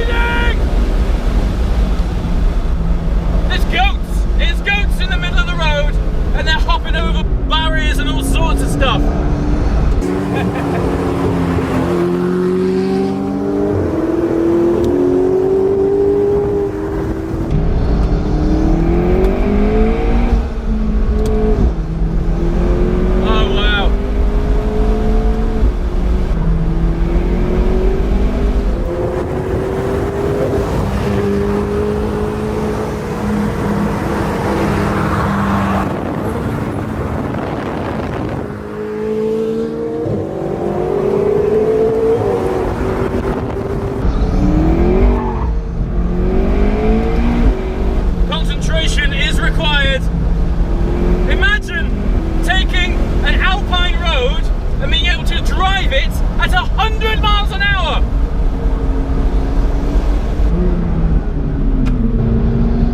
Wow. Switchbacks for days.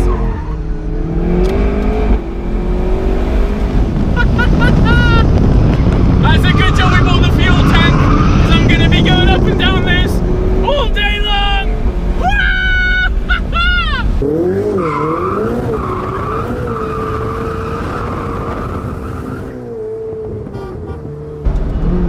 Oh my good lord. Woo-hoo! Wow! Some people like sex, some people love rock and roll, but me, the perfect car on the perfect road is phenomenal. Absolutely sets my arse alight. Wow, what a phenomenal piece of engineering. The McLaren ain't bad either. Wow.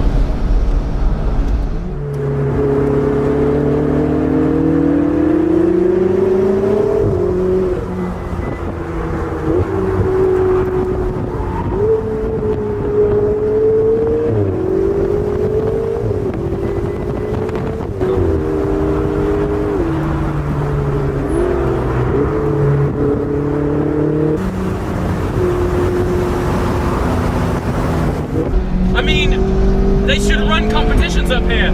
This is a downforce road. This road is so fast. I'm gonna take a break. I'm like, I don't know where Ollie's gone. He was behind me. And my GoPro's still on the car, so that's a bonus. Wow. Here he is. Let's just have a word with him and see what he thinks. I'm in the way of his drift zone. Hold on a minute.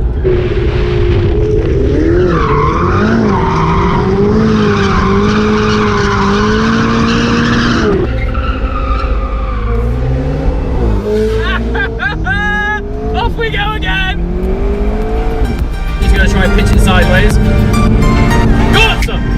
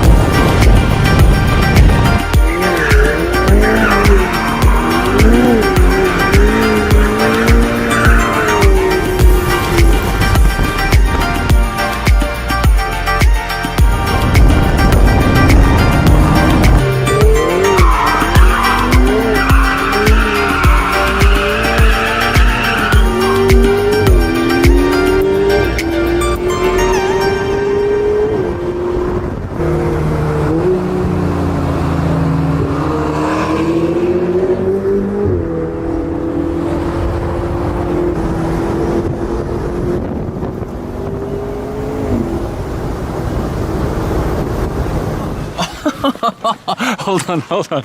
Oh my god. Oh wow. Ollie, where is he?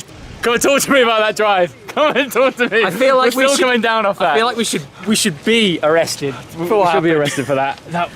Honestly, I've had some drives. It's hard to exaggerate enough how that was probably the drive of my life. The drifts this guy was getting. I'm still coming down off that. I feel like I've been on a genuine thrill ride. That is something. It's like the world's longest street track. Yeah, it really is. All of that is 3 lanes wide. So think of that snaky strip down there as what a motorway would be like in England. It's sort of international race circuit wide.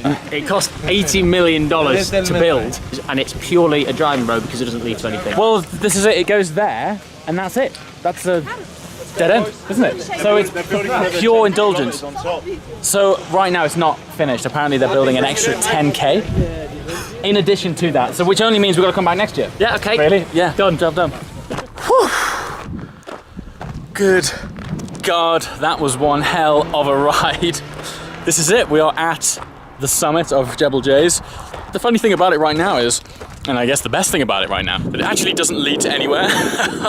Namely because the road is still in progress, it's still being built. So as far as access roads go to, right now its only purpose is just to drive for driving's sake. Of course it's been extra empty for us because the police have very kindly closed it, but in terms of roads it ticks all the boxes. It's relatively safe because, well, first of all, it's 3 lanes wide and there's big concrete barriers blocking off these incredible cliff faces. The tarmac is amazing and beautifully smooth with loads of grip, and the views are out of this world stunning. Today, I guess, has been such a bucket list moment, having access to a road like this but closed so we can just privately play around on it.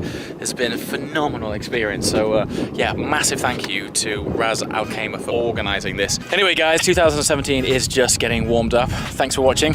I'll see you next time. Ciao!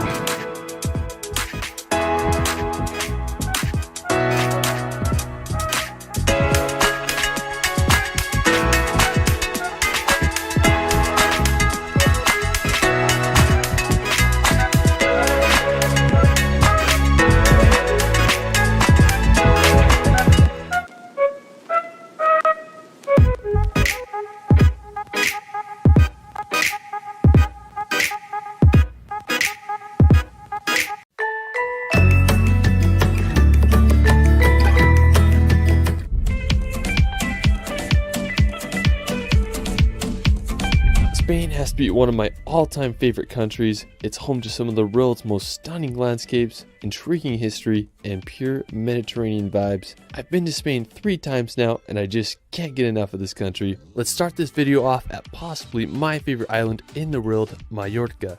When you think of a Mediterranean paradise, this is it. Mallorca is home to crystal clear water, windy roads, and some of the world's best cliff jumping spots. When I started solo traveling, this was the first place I went to, so it will forever have a special place in my heart. One of my favorite places in Mallorca is Cala Varquez. Now, to get to Cala Varquez, you can walk down this long dirt road and make it down to the beach.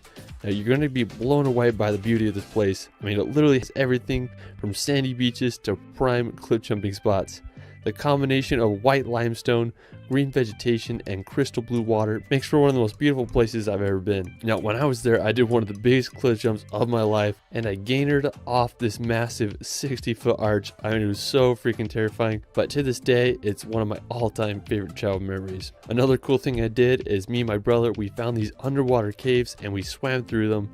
I mean, I couldn't believe how clear this water was. It's my dream playground, and I can't recommend it enough. Now, on the other side of Mallorca, you can visit the famous road to Sa Calobra. Now, coming from the US, I'm used to wide roads and highways, so this blew my mind. Roads in Europe tend to be pretty skinny, but this was by far the most crazy road I've ever drove on. It was full of hairpin turns and loops that wind down the mountain. The surrounding area is absolutely gorgeous. I mean, just had massive mountains that lead down to the sea. I believe a lot of car commercials are filmed here, and I totally understand why. I found a really cool lookout point to get a view of the road. When I was driving down it, I was just pretty terrified. There were some spots that only had enough room for one car. Now, you can take the road down to the bottom and visit Torrent de Paris.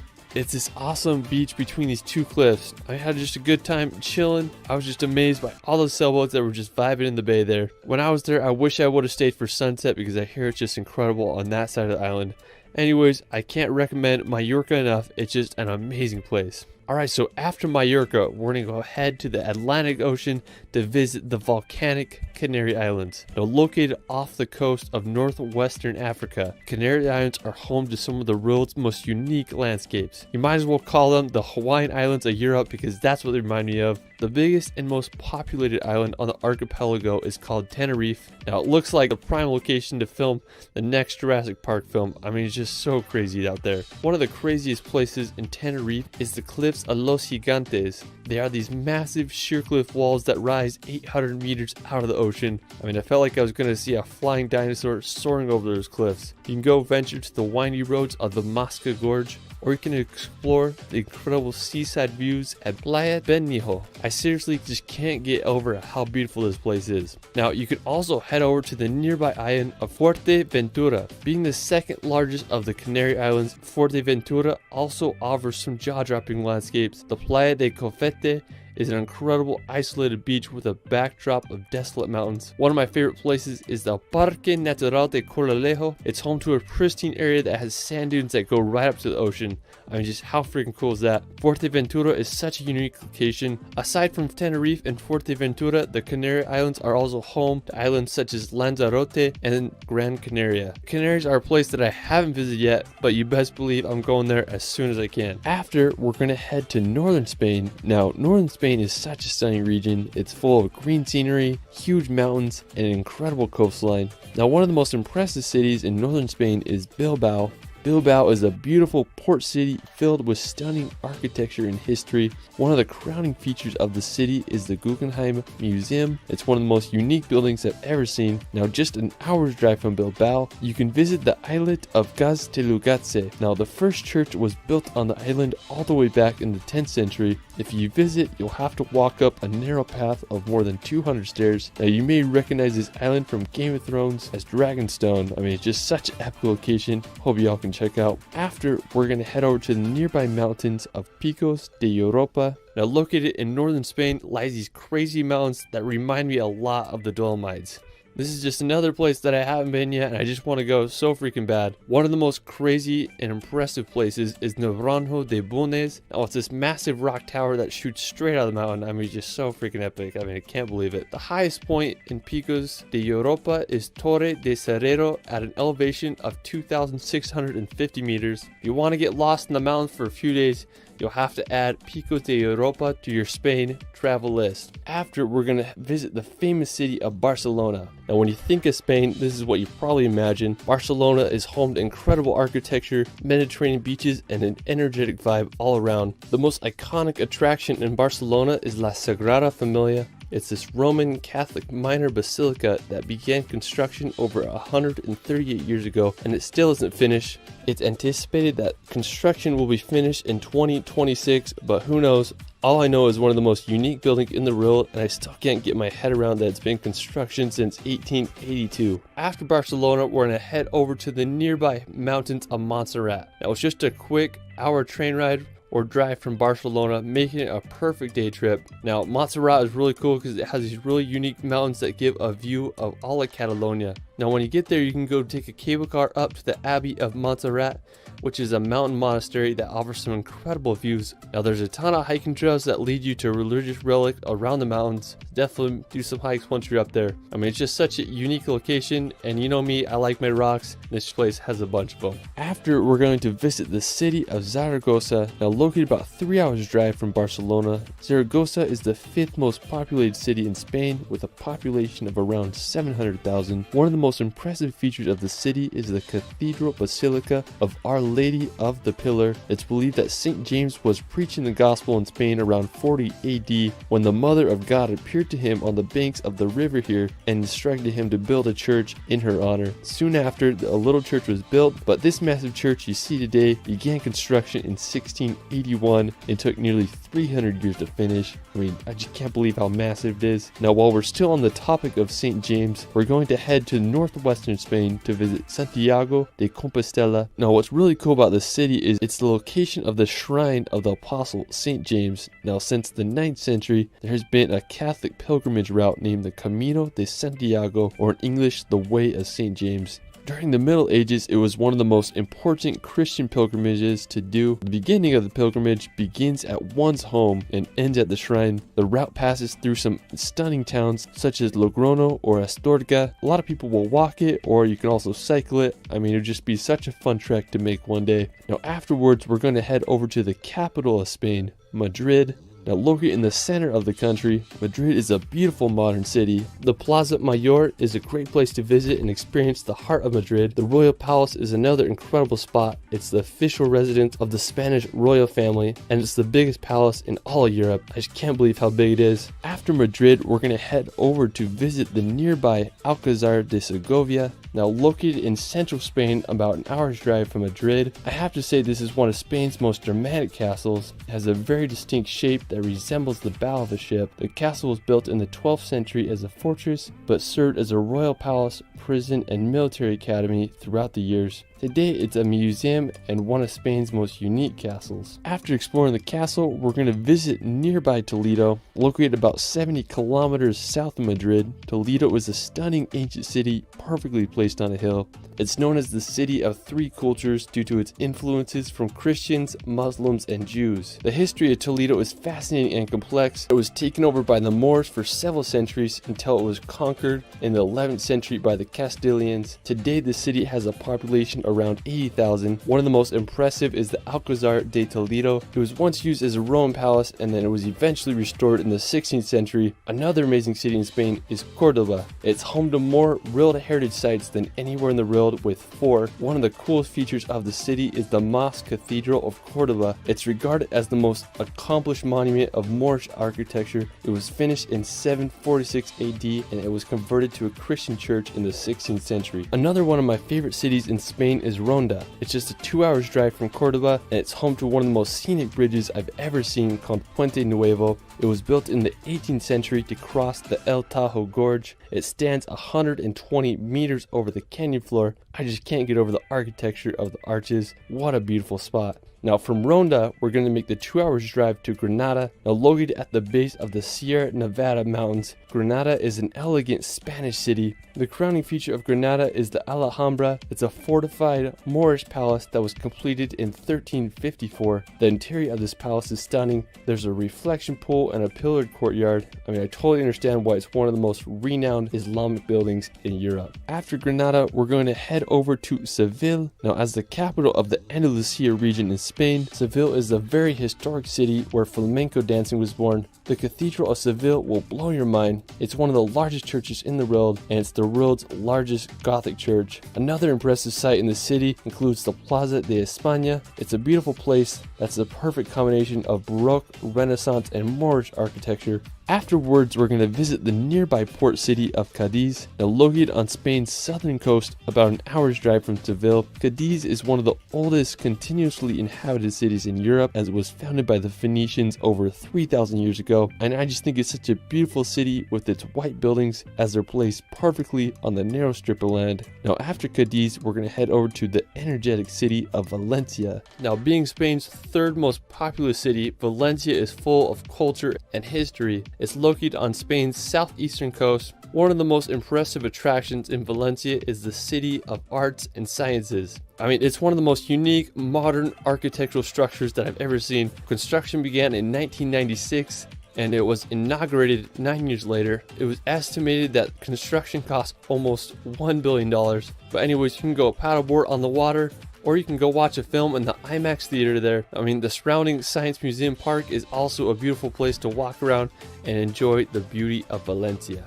Alright, so for my last location, we're going to head over to the wild island of Ibiza. Now, while Ibiza is known for crazy nightlife and party city, it also has some of the world's best beaches and cliff jumping. Me and my brother decided to go to Ibiza for Halloween because why not? Anyways, we spent the first few days exploring the island and honestly, I was pretty disappointed because I couldn't find any really cool cliff jump spots, but on our last day, when we had just a few hours before our plane was about to take off, and we found this secluded cove, we hiked down and made sure the water was deep enough, and we found this perfect cliff, and I threw some jumps off, and then my brother did a wild double backflip off the cliff.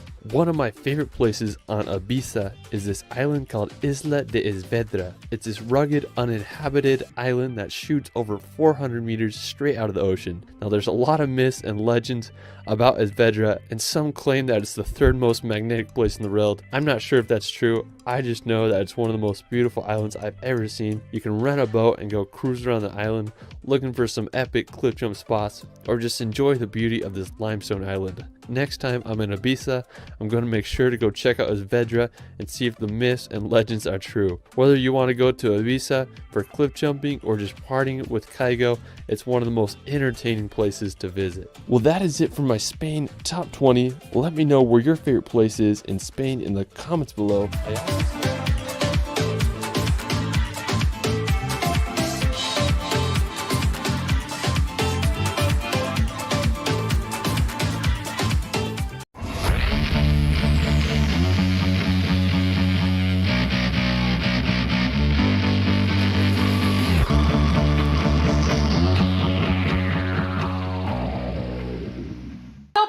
travel essentials and also give you 10 tips and tricks of things that I learned literally the hard way. I wasted lots of time and money learning those things, so I want to share with you my experience so you don't make the same mistakes as me.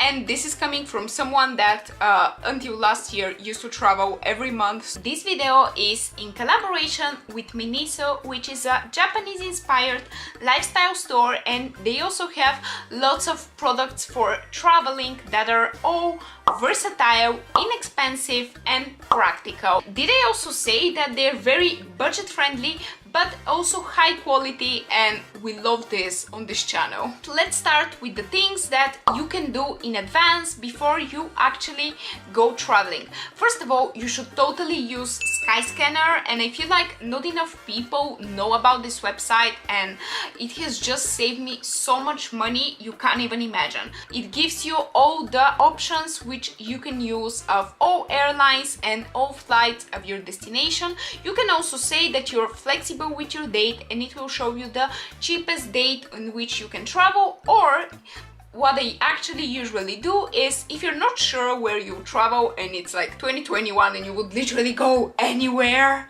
as long as you're not staying home, you can choose here to search everywhere, and then it will show you the cheapest destinations for your chosen dates or period of time. Number 2, this is more on the safety side, and I hope my mom is actually proud that I'm saying this, but you should totally make a photocopy of your passport, or just take a photo and keep it on your phone. But if you lose your passport or unfortunately you get robbed, won't be in trouble, because at least you will be able to go back home. And if you actually like this video and you find it useful, don't forget to subscribe, because I would love to have you in my small little community. Love you all! You should always have 2 different documents in 2 different places. I usually bring with me my passport that I keep in my backpack, and also my ID card that it's usually in my handbag.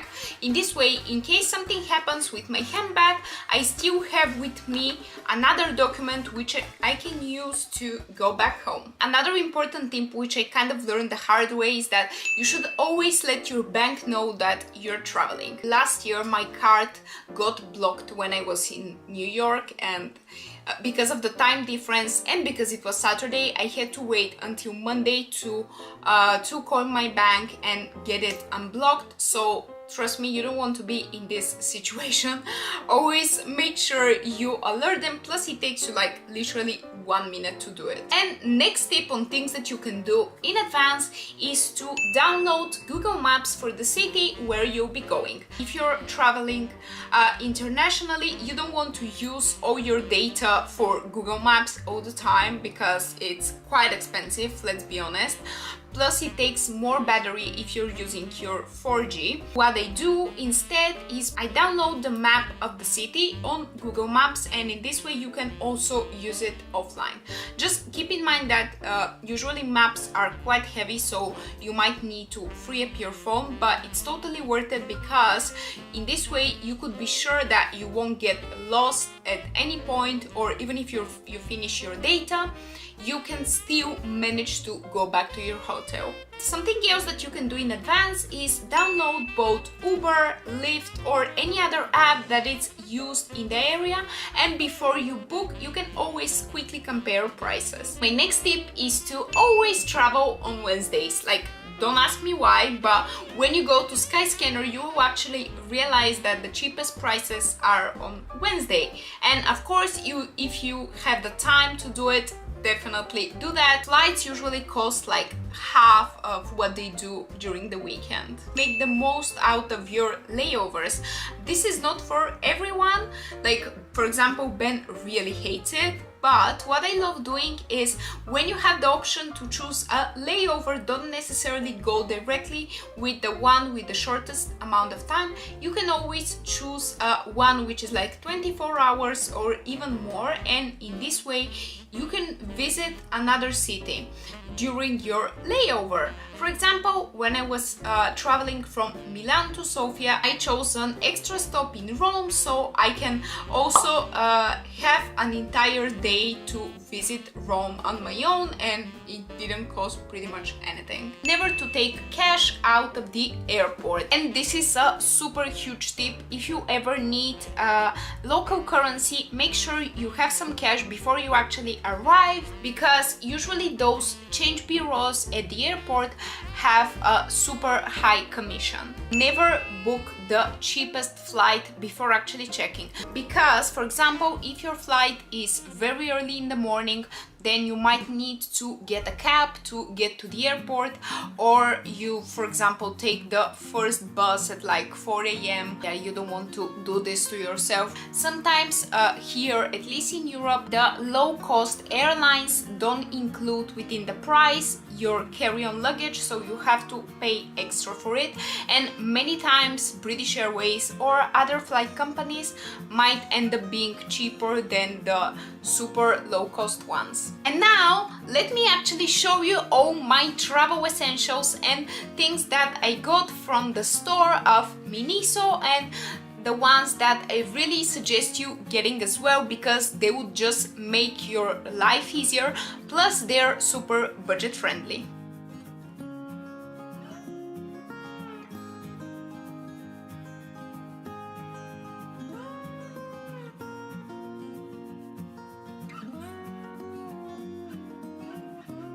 And this might come a little bit as a surprise. Whenever I plan my holiday, I love writing things down. In some way, it makes it feel more kind of real. So for example, for my next holiday, I have already writing what I'm planning to do, the places that I want to go, restaurants, or any information that I gather from articles, books, or YouTube videos. I make sure to write it down so I have it all saved into one place. If you're more of a digital person and you like putting everything onto your phone, which it's also quite convenient, but from my experience I usually tend to run out of battery, so I make sure I have a power bank with me. And this one that I got, it's also quite cute and it's actually super light. Also has 2 plugs, so I can both charge my camera and my phone at the same time, or Ben can steal it from me because he never brings his own. Let's talk about organizing your suitcase, especially if you're traveling with a carry-on. I recently got from Miniso this travel bag. You know how when you're traveling only with a carry-on, you can bring up to 100 milliliters of liquids, which is so annoying, especially for us girls with long hair, is that you can never bring your conditioner or shampoo with you, and you're either kind of stuck with the bad ones at the hotel, or you have to buy those small ones, which are always super overpriced. So what you can do instead is get those small bottles that cost like £2. For example, this small one, I have this super big micellar water, which there's no way I can bring because it's like half a liter. And instead, I'm going to pour it inside here. You know how big is the hairbrush, or at least mine is enormous. And I usually travel with it, but now I'm so excited to be traveling with this one. Look at it, it's so compact. I can literally put it in my handbag. It's quite a big of a difference. The next product which I'm going to show you, it's really essential and I've been looking for it for quite a lot of time. Small foldable backpack. Look at it. This small thing, it's also quite thin. There is a whole backpack inside. You can use every day and you can put inside your water bottle, your food, or any extra things that you buy during your holiday. You can use one of these organizers that are super useful, and you can even like put them like that hanging. It's also super compact. I actually also got one for Ben because I want him to start organizing his suitcase and because it's that useful. I don't want to. You guys, you might think that I'm a little bit crazy, but I just have to show you this tip. One of the most important things which I do before actually heading to the airport is to prepare my food, especially for long journeys. I never leave without actually having a proper meal with me, because we all know how expensive food can be at the airport, and I just don't want to be spending so much money. Look how cute and compact meal box I found, which is actually on a couple of levels. On the first level I have lots of measured dates, pumpkin seeds, and also oatmeal. You also have chopsticks, which maybe I'm not gonna be using for the oatmeal, let's be fair, but if you have some rice in there, or if you have packed literally anything else but an oatmeal, you can have it with those chopsticks. You can also bring your small cutlery with you, like this is a cactus one. I always bring a bottle of water with me because it's super compact, it's sustainable, and you save money, and let's be honest, we all love those things. And if you actually like this video and you find it useful, don't forget to subscribe, because I would love to have you in my small little community. Love you all! Bye! And now, the only thing that we're hoping for is that our flight isn't actually cancelled in 2 weeks.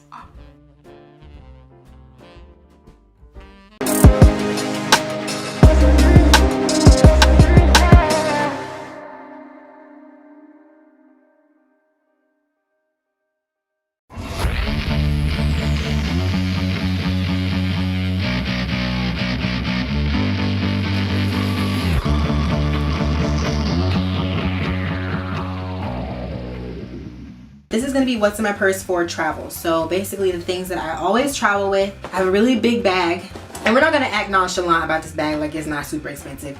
It is, I know, but it's the only bag that I will ever have that's this big, that is this expensive. Don't feel like you need to go out and buy this bag just because I have it. This is the Louis Vuitton Neverfull. It's big. This is the biggest one they have. They have smaller sizes, of course, but I went with the super huge one because I like it personally for traveling. It'll be multi-purpose. Quite honestly, it's never full. I could put a whole change of clothes and some shoes in here if I wanted to. In fact, I do have shoes in here. So it is truly never full. It is a great investment. If you are not on the, you know, designer train, I use this bag. This is my gym bag, but I also use it as an overnight bag as well. This is from Victoria's Secret Pink. It was like 30 bucks, and it's a great overnight bag. But this is also the perfect size to carry on the plane because it's easily stowable underneath the seat in front of you or in the overhead bin. So it allows for you to fit a lot of stuff in it without you having to check a bag. So I like this for overnighting, and when I don't want to take my super huge Neverfull, I carry this instead. Let's go ahead and get started with what's on the inside. So first thing I see on top here, I have some snacks. I always keep my snacks on top, and whenever you go to the airport you can't have any liquids, so I always take dry goods with me. And I had a cup of the instant oatmeal from Quaker, but I ate it. This is the Pure Apple Chips by Graze. And if you guys didn't know, I've done a video on Graze subscription boxes before, but Graze does offer snacks individually. So instead of having to get a subscription box to get your favorites, you can just order the individual snacks by themselves as well now on their website. If you did ever try their subscription box service and you liked any of the snacks, but you don't want to stick to getting the subscription service every month, you can just get the snacks. I have a whole pantry full of these snacks now. I also have the brownie cookies and the kernel popcorn ones. No GMO, no artificial colors, artificial flavors, no preservatives, things like that. I love stuff like that because you guys know I'm trying to eat clean to keep my skin nice and beautiful and just stay healthy overall. So having healthy snacks with me is always a must. I do have a coupon code in the description box for Graze if you guys would like to check out any of the snacks that they have on the site and try them for yourselves. Like I said, no subscription needed. You can now buy their snacks when you please. I feel like every time I say snack, I think of like Oscar Proud. Oscar Proud snacks. This is my toiletry bag that I take with me on the plane. Usually what I like to do is I like to take the things that I know I'm gonna need right away, and I don't want to have to go through my carry-on bag to dig it up out of my luggage and get whatever I needed. So I like to keep stuff like lip gloss. I have a small body oil. I have my SPF sunscreen, which is the Dream Screen by Benefit, and I usually keep a moisturizer in here, but I think I put my moisturizer in my carry-on. But I do like to carry my face moisturizer with me because I don't like to get dry on the plane because that breaks my face out. So I try to keep my face extra moisturized as much as possible because I don't want to break out on the plane, even though I still broke out anyways. I also have my fragrance in here, my favorite fragrance right now as of late. This is the Cell Ocean perfume, and this is a little 1 ounce bottle of perfume from Urban Outfitters.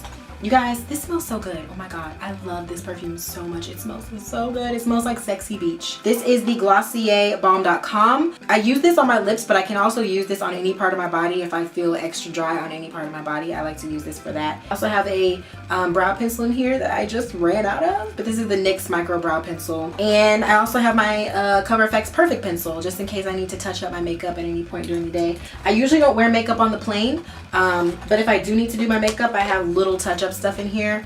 So that's what's in my little travel toiletry bag. I have my sunglasses. These are, what are these? These are my, my brown sunglasses from Sorella Boutique. And I always have a pair of sunglasses in here because, I mean, we gotta stay fly. Oh, boarding pass.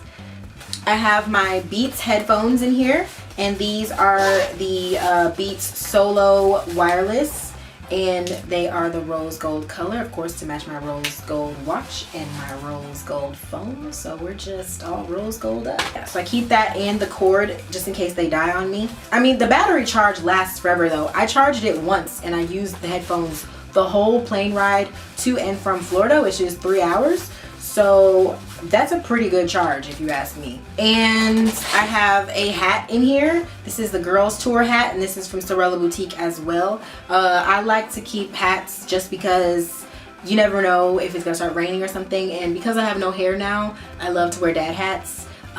So I like to keep a hat with me just in case, because you never know on your trip if you're gonna need one or not. I also like to keep a sweater or a jacket with me in my purse if I'm not wearing it. I think the day that I was traveling with this purse, I was wearing a jacket, so I didn't need to put it in my bag. I do carry a jacket with me or a sweater or some kind of cover up at all times because you know it'd be cold on that plane. I love to keep wipes with me, so I have Cottonelle wipes. These are for the booty, and disinfectant wipes for the hotel or wherever I'm gonna be staying. If I have to go to the bathroom on the plane, I take these wipes with me. I use this to open the door and to flush the toilet. I don't touch anything in the airplane bathroom, y'all. It's disgusting. It's gross. It's like being in a little box of fecal matter. I can't. I don't even breathe when I go to the bathroom on the airplane, okay? And I make sure to take my wipes with me because you never know. I ain't got time. Zika virus is floating around. I don't need this. So this is a Sephora bag, and it's full of plugs and cables and chargers and all kinds of good stuff that I need for my electronics. This is a charger that I got from Urban Outfitters. It's like a little marble charger. It's super slim, so I can put it in my clutch. And I have this extra long cable. And then I have like my charger for my Apple Watch, my charger for my phone, charger booties. And then I have my charger for my camera, which is broke right now because I broke it. Getting it fixed, so no worries. That's why we're on the big camera today. Hopefully I'm in focus because this doesn't autofocus, so we're trying our best. And I have a small lotion in here. This is the Nivea Daily Moisture Shea Butter Lotion. This is my emergency bag, and it's bright pink, so just in case I need something in here, I can reach down and touch somebody's hand. It's an old Ipsy bag, I think. I have so many Ipsy bags. And of course it's got my feminine goods, so if Flo decides to visit. We've got some Flo products in here. Got some emergency. I've got my ginger chews. You guys know I love my ginger chews. Those are good for nausea and motion sickness. Nail file and a little thing of deodorant. If you do get oily when you ride on planes, that's because your skin is trying to combat the lack of good oxygen. So if you do get oily, the best thing to do would be to blot off the excess oil so your pores do not get clogged and you don't break out. Before, I was keeping my jewelry in my carry-on, and when they would check my carry-on, they would have to literally go through the whole thing to figure out why it was triggering some kind of alarm. Apparently, all of my jewelry is pointy and sharp and could harm someone. So I have to keep this in my purse just in case they want to take it out. But this is all of my jewelry. I have it in an ASOS box. Hoops and my necklaces and my bracelets, all of that in here. So if they ask me, I can take it out and show them. I'm not trying to kill nobody, I promise. This comes with a Neverfull. So if you buy a Neverfull bag, you do get a free clutch bag to go with it. And I keep this as my wallet, but I also keep stuff in it, and this is like the clutch that I carry literally everywhere. You guys seen this in my pictures. This is all I ever carry with me. It's got lip gloss in here, oil blotting tissues, my Blotterazzi for my face, my makeup when I'm wearing makeup. I have some Nivea cream in here. I have some tissues, my Scentbird scent. I have all my cards, debit cards, things of that nature. If I'm wearing a jacket or something or in my jeans, I keep my ID with me because I know they're gonna ask me for it. There's an inside pocket right here, and in here I keep my Poo-Pourri spray. I love to spray this in the toilet before I use the bathroom because I absolutely hate the smell of stanky toilet, okay? So this makes it smell like lavender vanilla. We Gucci. In here I also keep extra pair of headphones, my business cards, and I have a face mask for the plane just in case my skin gets super dry and I need to moisturize and stuff. A sheet mask is a good way to keep your skin happy on the plane. It doesn't need to be rinsed off. I keep these slides in my purse just in case my feet start hurting and I want to just wear some slides around the airport or on the plane. And of course I use these when I get to the hotel because it's nasty on the floor. You don't want to walk on the floor with your bare feet.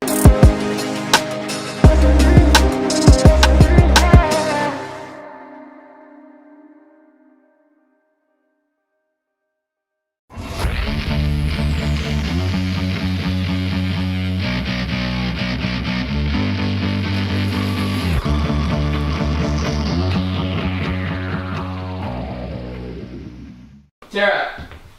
What? Should I take all this or no? Yeah, you can take it all. Are you sure? Do other people need some? Okay, Pipes. What are we doing today? Do you know? We're going on the airplane. Yeah. Do you know what city we're gonna go to today? We're going to San Francisco. We're going to San Francisco. Then we're going to get on another plane, and then we're going to go to London, and then sleep there, and then do that. Yeah. Okay guys, it is the big day. We are embarking on a crazy adventure. So we're staying the night in San Francisco because we didn't want to risk like having flights delayed and then miss our international flight. One crazy part about this whole time in our lives is that we're actually leaving Utah. We are moving away from Utah at the same time that we're embarking on this crazy trip. Zach has a job at Amazon, whose headquarters are in Seattle. So we have a home in Seattle waiting for us. So we're gonna leave Provo, Utah. We're gonna go to Europe for a month with our 3 kids. And then we're gonna end up in Seattle. Hey guys, so if you're confused, I don't blame you. I haven't really explained what we're doing this summer yet to you guys. And so I thought I would just take a moment before we jump into this trip to explain what the heck we're doing, why we made the decisions that we made, and where we're gonna be going. Where do we start? So at the beginning of the year, we started the last semester of Zach's school, and we started thinking about vacations, where we wanted to go on vacation, if we wanted to go just on a couple's vacation, bring the kids, friends. Or if we even wanted to do one at all. Yeah, anyway, we found out that Zach's start date for work was in July, and he's ended school in April. And so we had all of May, all of June, and half of July with nothing to do. So we decided that we wanted to go to Europe because Zach had never been there. I wanted to go back, and you know, I went there like 9 years ago, 10 years ago. So once we decided that, the decision came, what do we do with the kids? We have 3 kids, 6, 4, and 1. The reason we decided to bring them with us, here's the reason why we decided to bring our kids with us. Some people thought we were crazy. Yeah, when we told people we were going to bring the kids with us to Europe for a month, they were like, you guys are brave. What they really meant is you guys are stupid. Yeah. This is how we thought of it. We thought either we can go just us and leave the kids with my mom or his mom or someone else at home. But if we did that, we'd only be able to go for like a week, 10 days, maybe 2 weeks tops. I wouldn't feel comfortable being away from them for more than 2 weeks.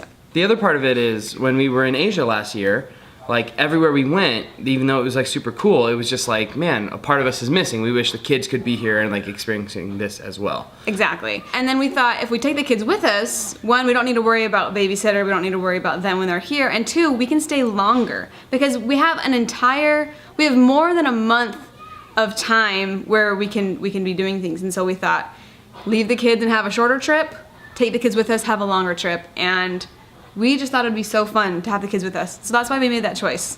And we know some people might think that it's like crazy, but also we've decided you have to know your kids. You have to know if your kids can handle the walking, handle the traveling. We did a lot of car driving, we did a lot of trains. If your kids don't travel well, then obviously you wouldn't want to do a trip like this. But for us, we knew that our kids would handle it, and they did great. So also a big factor was money. A trip like this costs a lot of money, and I'll just tell you guys right now, Zach got a really great scholarship from school because he worked really hard and he got a lot of money from this scholarship. And we also have some money coming from his new job. They have, when you get a nice new job, sometimes they have signing bonuses. And so we got money coming from there. And so we had this bundle of money that we knew we could, we could either save it and be responsible, or we could blow it on a fun big trip that would make lots of fun memories for our family. It costs a lot of money. I'm not gonna try and sugarcoat that. You have 3 kids with you and 2 adults, and it's just gonna cost money, so. And we do not regret it. We had a lot of fun. It's one of those things where it's a lot of money, but I feel like in 6 months or even a couple months from now, we're gonna look back and be like, yeah, it was a lot of money and it made for a tighter, financial situation for a couple months, but the memories we made and the experience we had was well worth it. And a couple months from now, we're not going to care that we don't have that extra money. One other thing that was a little bit hard to decide, and a lot of people were critical of us for, was because the kids are so young, they're not going to have a lot of memories of this trip. And we know that. We realize that our kids are, I don't have a lot of memories when I'm, even Porter being 6 years old, like how many memories do you have of when you're 6? Mm-hmm. Not that many. Hopefully these ones will be impactful and so he'll remember them. But we realize that they're not going to remember a lot of these things, but we will remember it. And honestly, it almost sounds kind of selfish. Like, we brought them because we love them and we want them with us, not because it's like fun for them. Like, this wasn't a trip for them. We did things that are fun for kids and things like that. We tried to make it a balance between adult things and kid things, but honestly, it was just so that we could stay longer, we can have them with us and enjoy seeing them experience these things. And to kind of make it a little bit less selfish, kids that age, if we weren't in Europe for a month, we would have just been in Provo, just sitting around doing, whatever every day, and we did a lot of fun stuff for them. We went to we found a park in every big city we went to that the kids loved playing in. It was like one of the first things we would do and find, and they had a great time just going down the slides and going across the monkey bars and all that sort of stuff, so. Exactly, yeah, totally. It's not like it was so selfish, but yeah, I get what you're saying. So anyway, I just wanted to give you guys a little bit of a summary and a quick look at what the heck we're talking about. This is an intro video to our trip. This big, long, month-long trip we did in Europe. So I hope you guys like it. Enjoy this travel day vlog and come back soon for more really fun vlogs from Europe. Okay, here we go.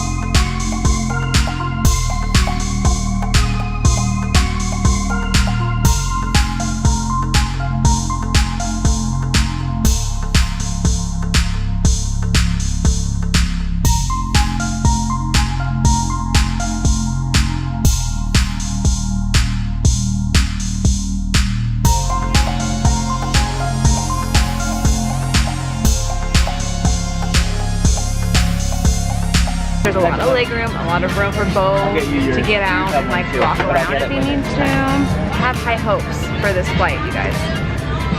But don't worry, we brought earplugs for all the people around us just in case they need them. We're nice like that.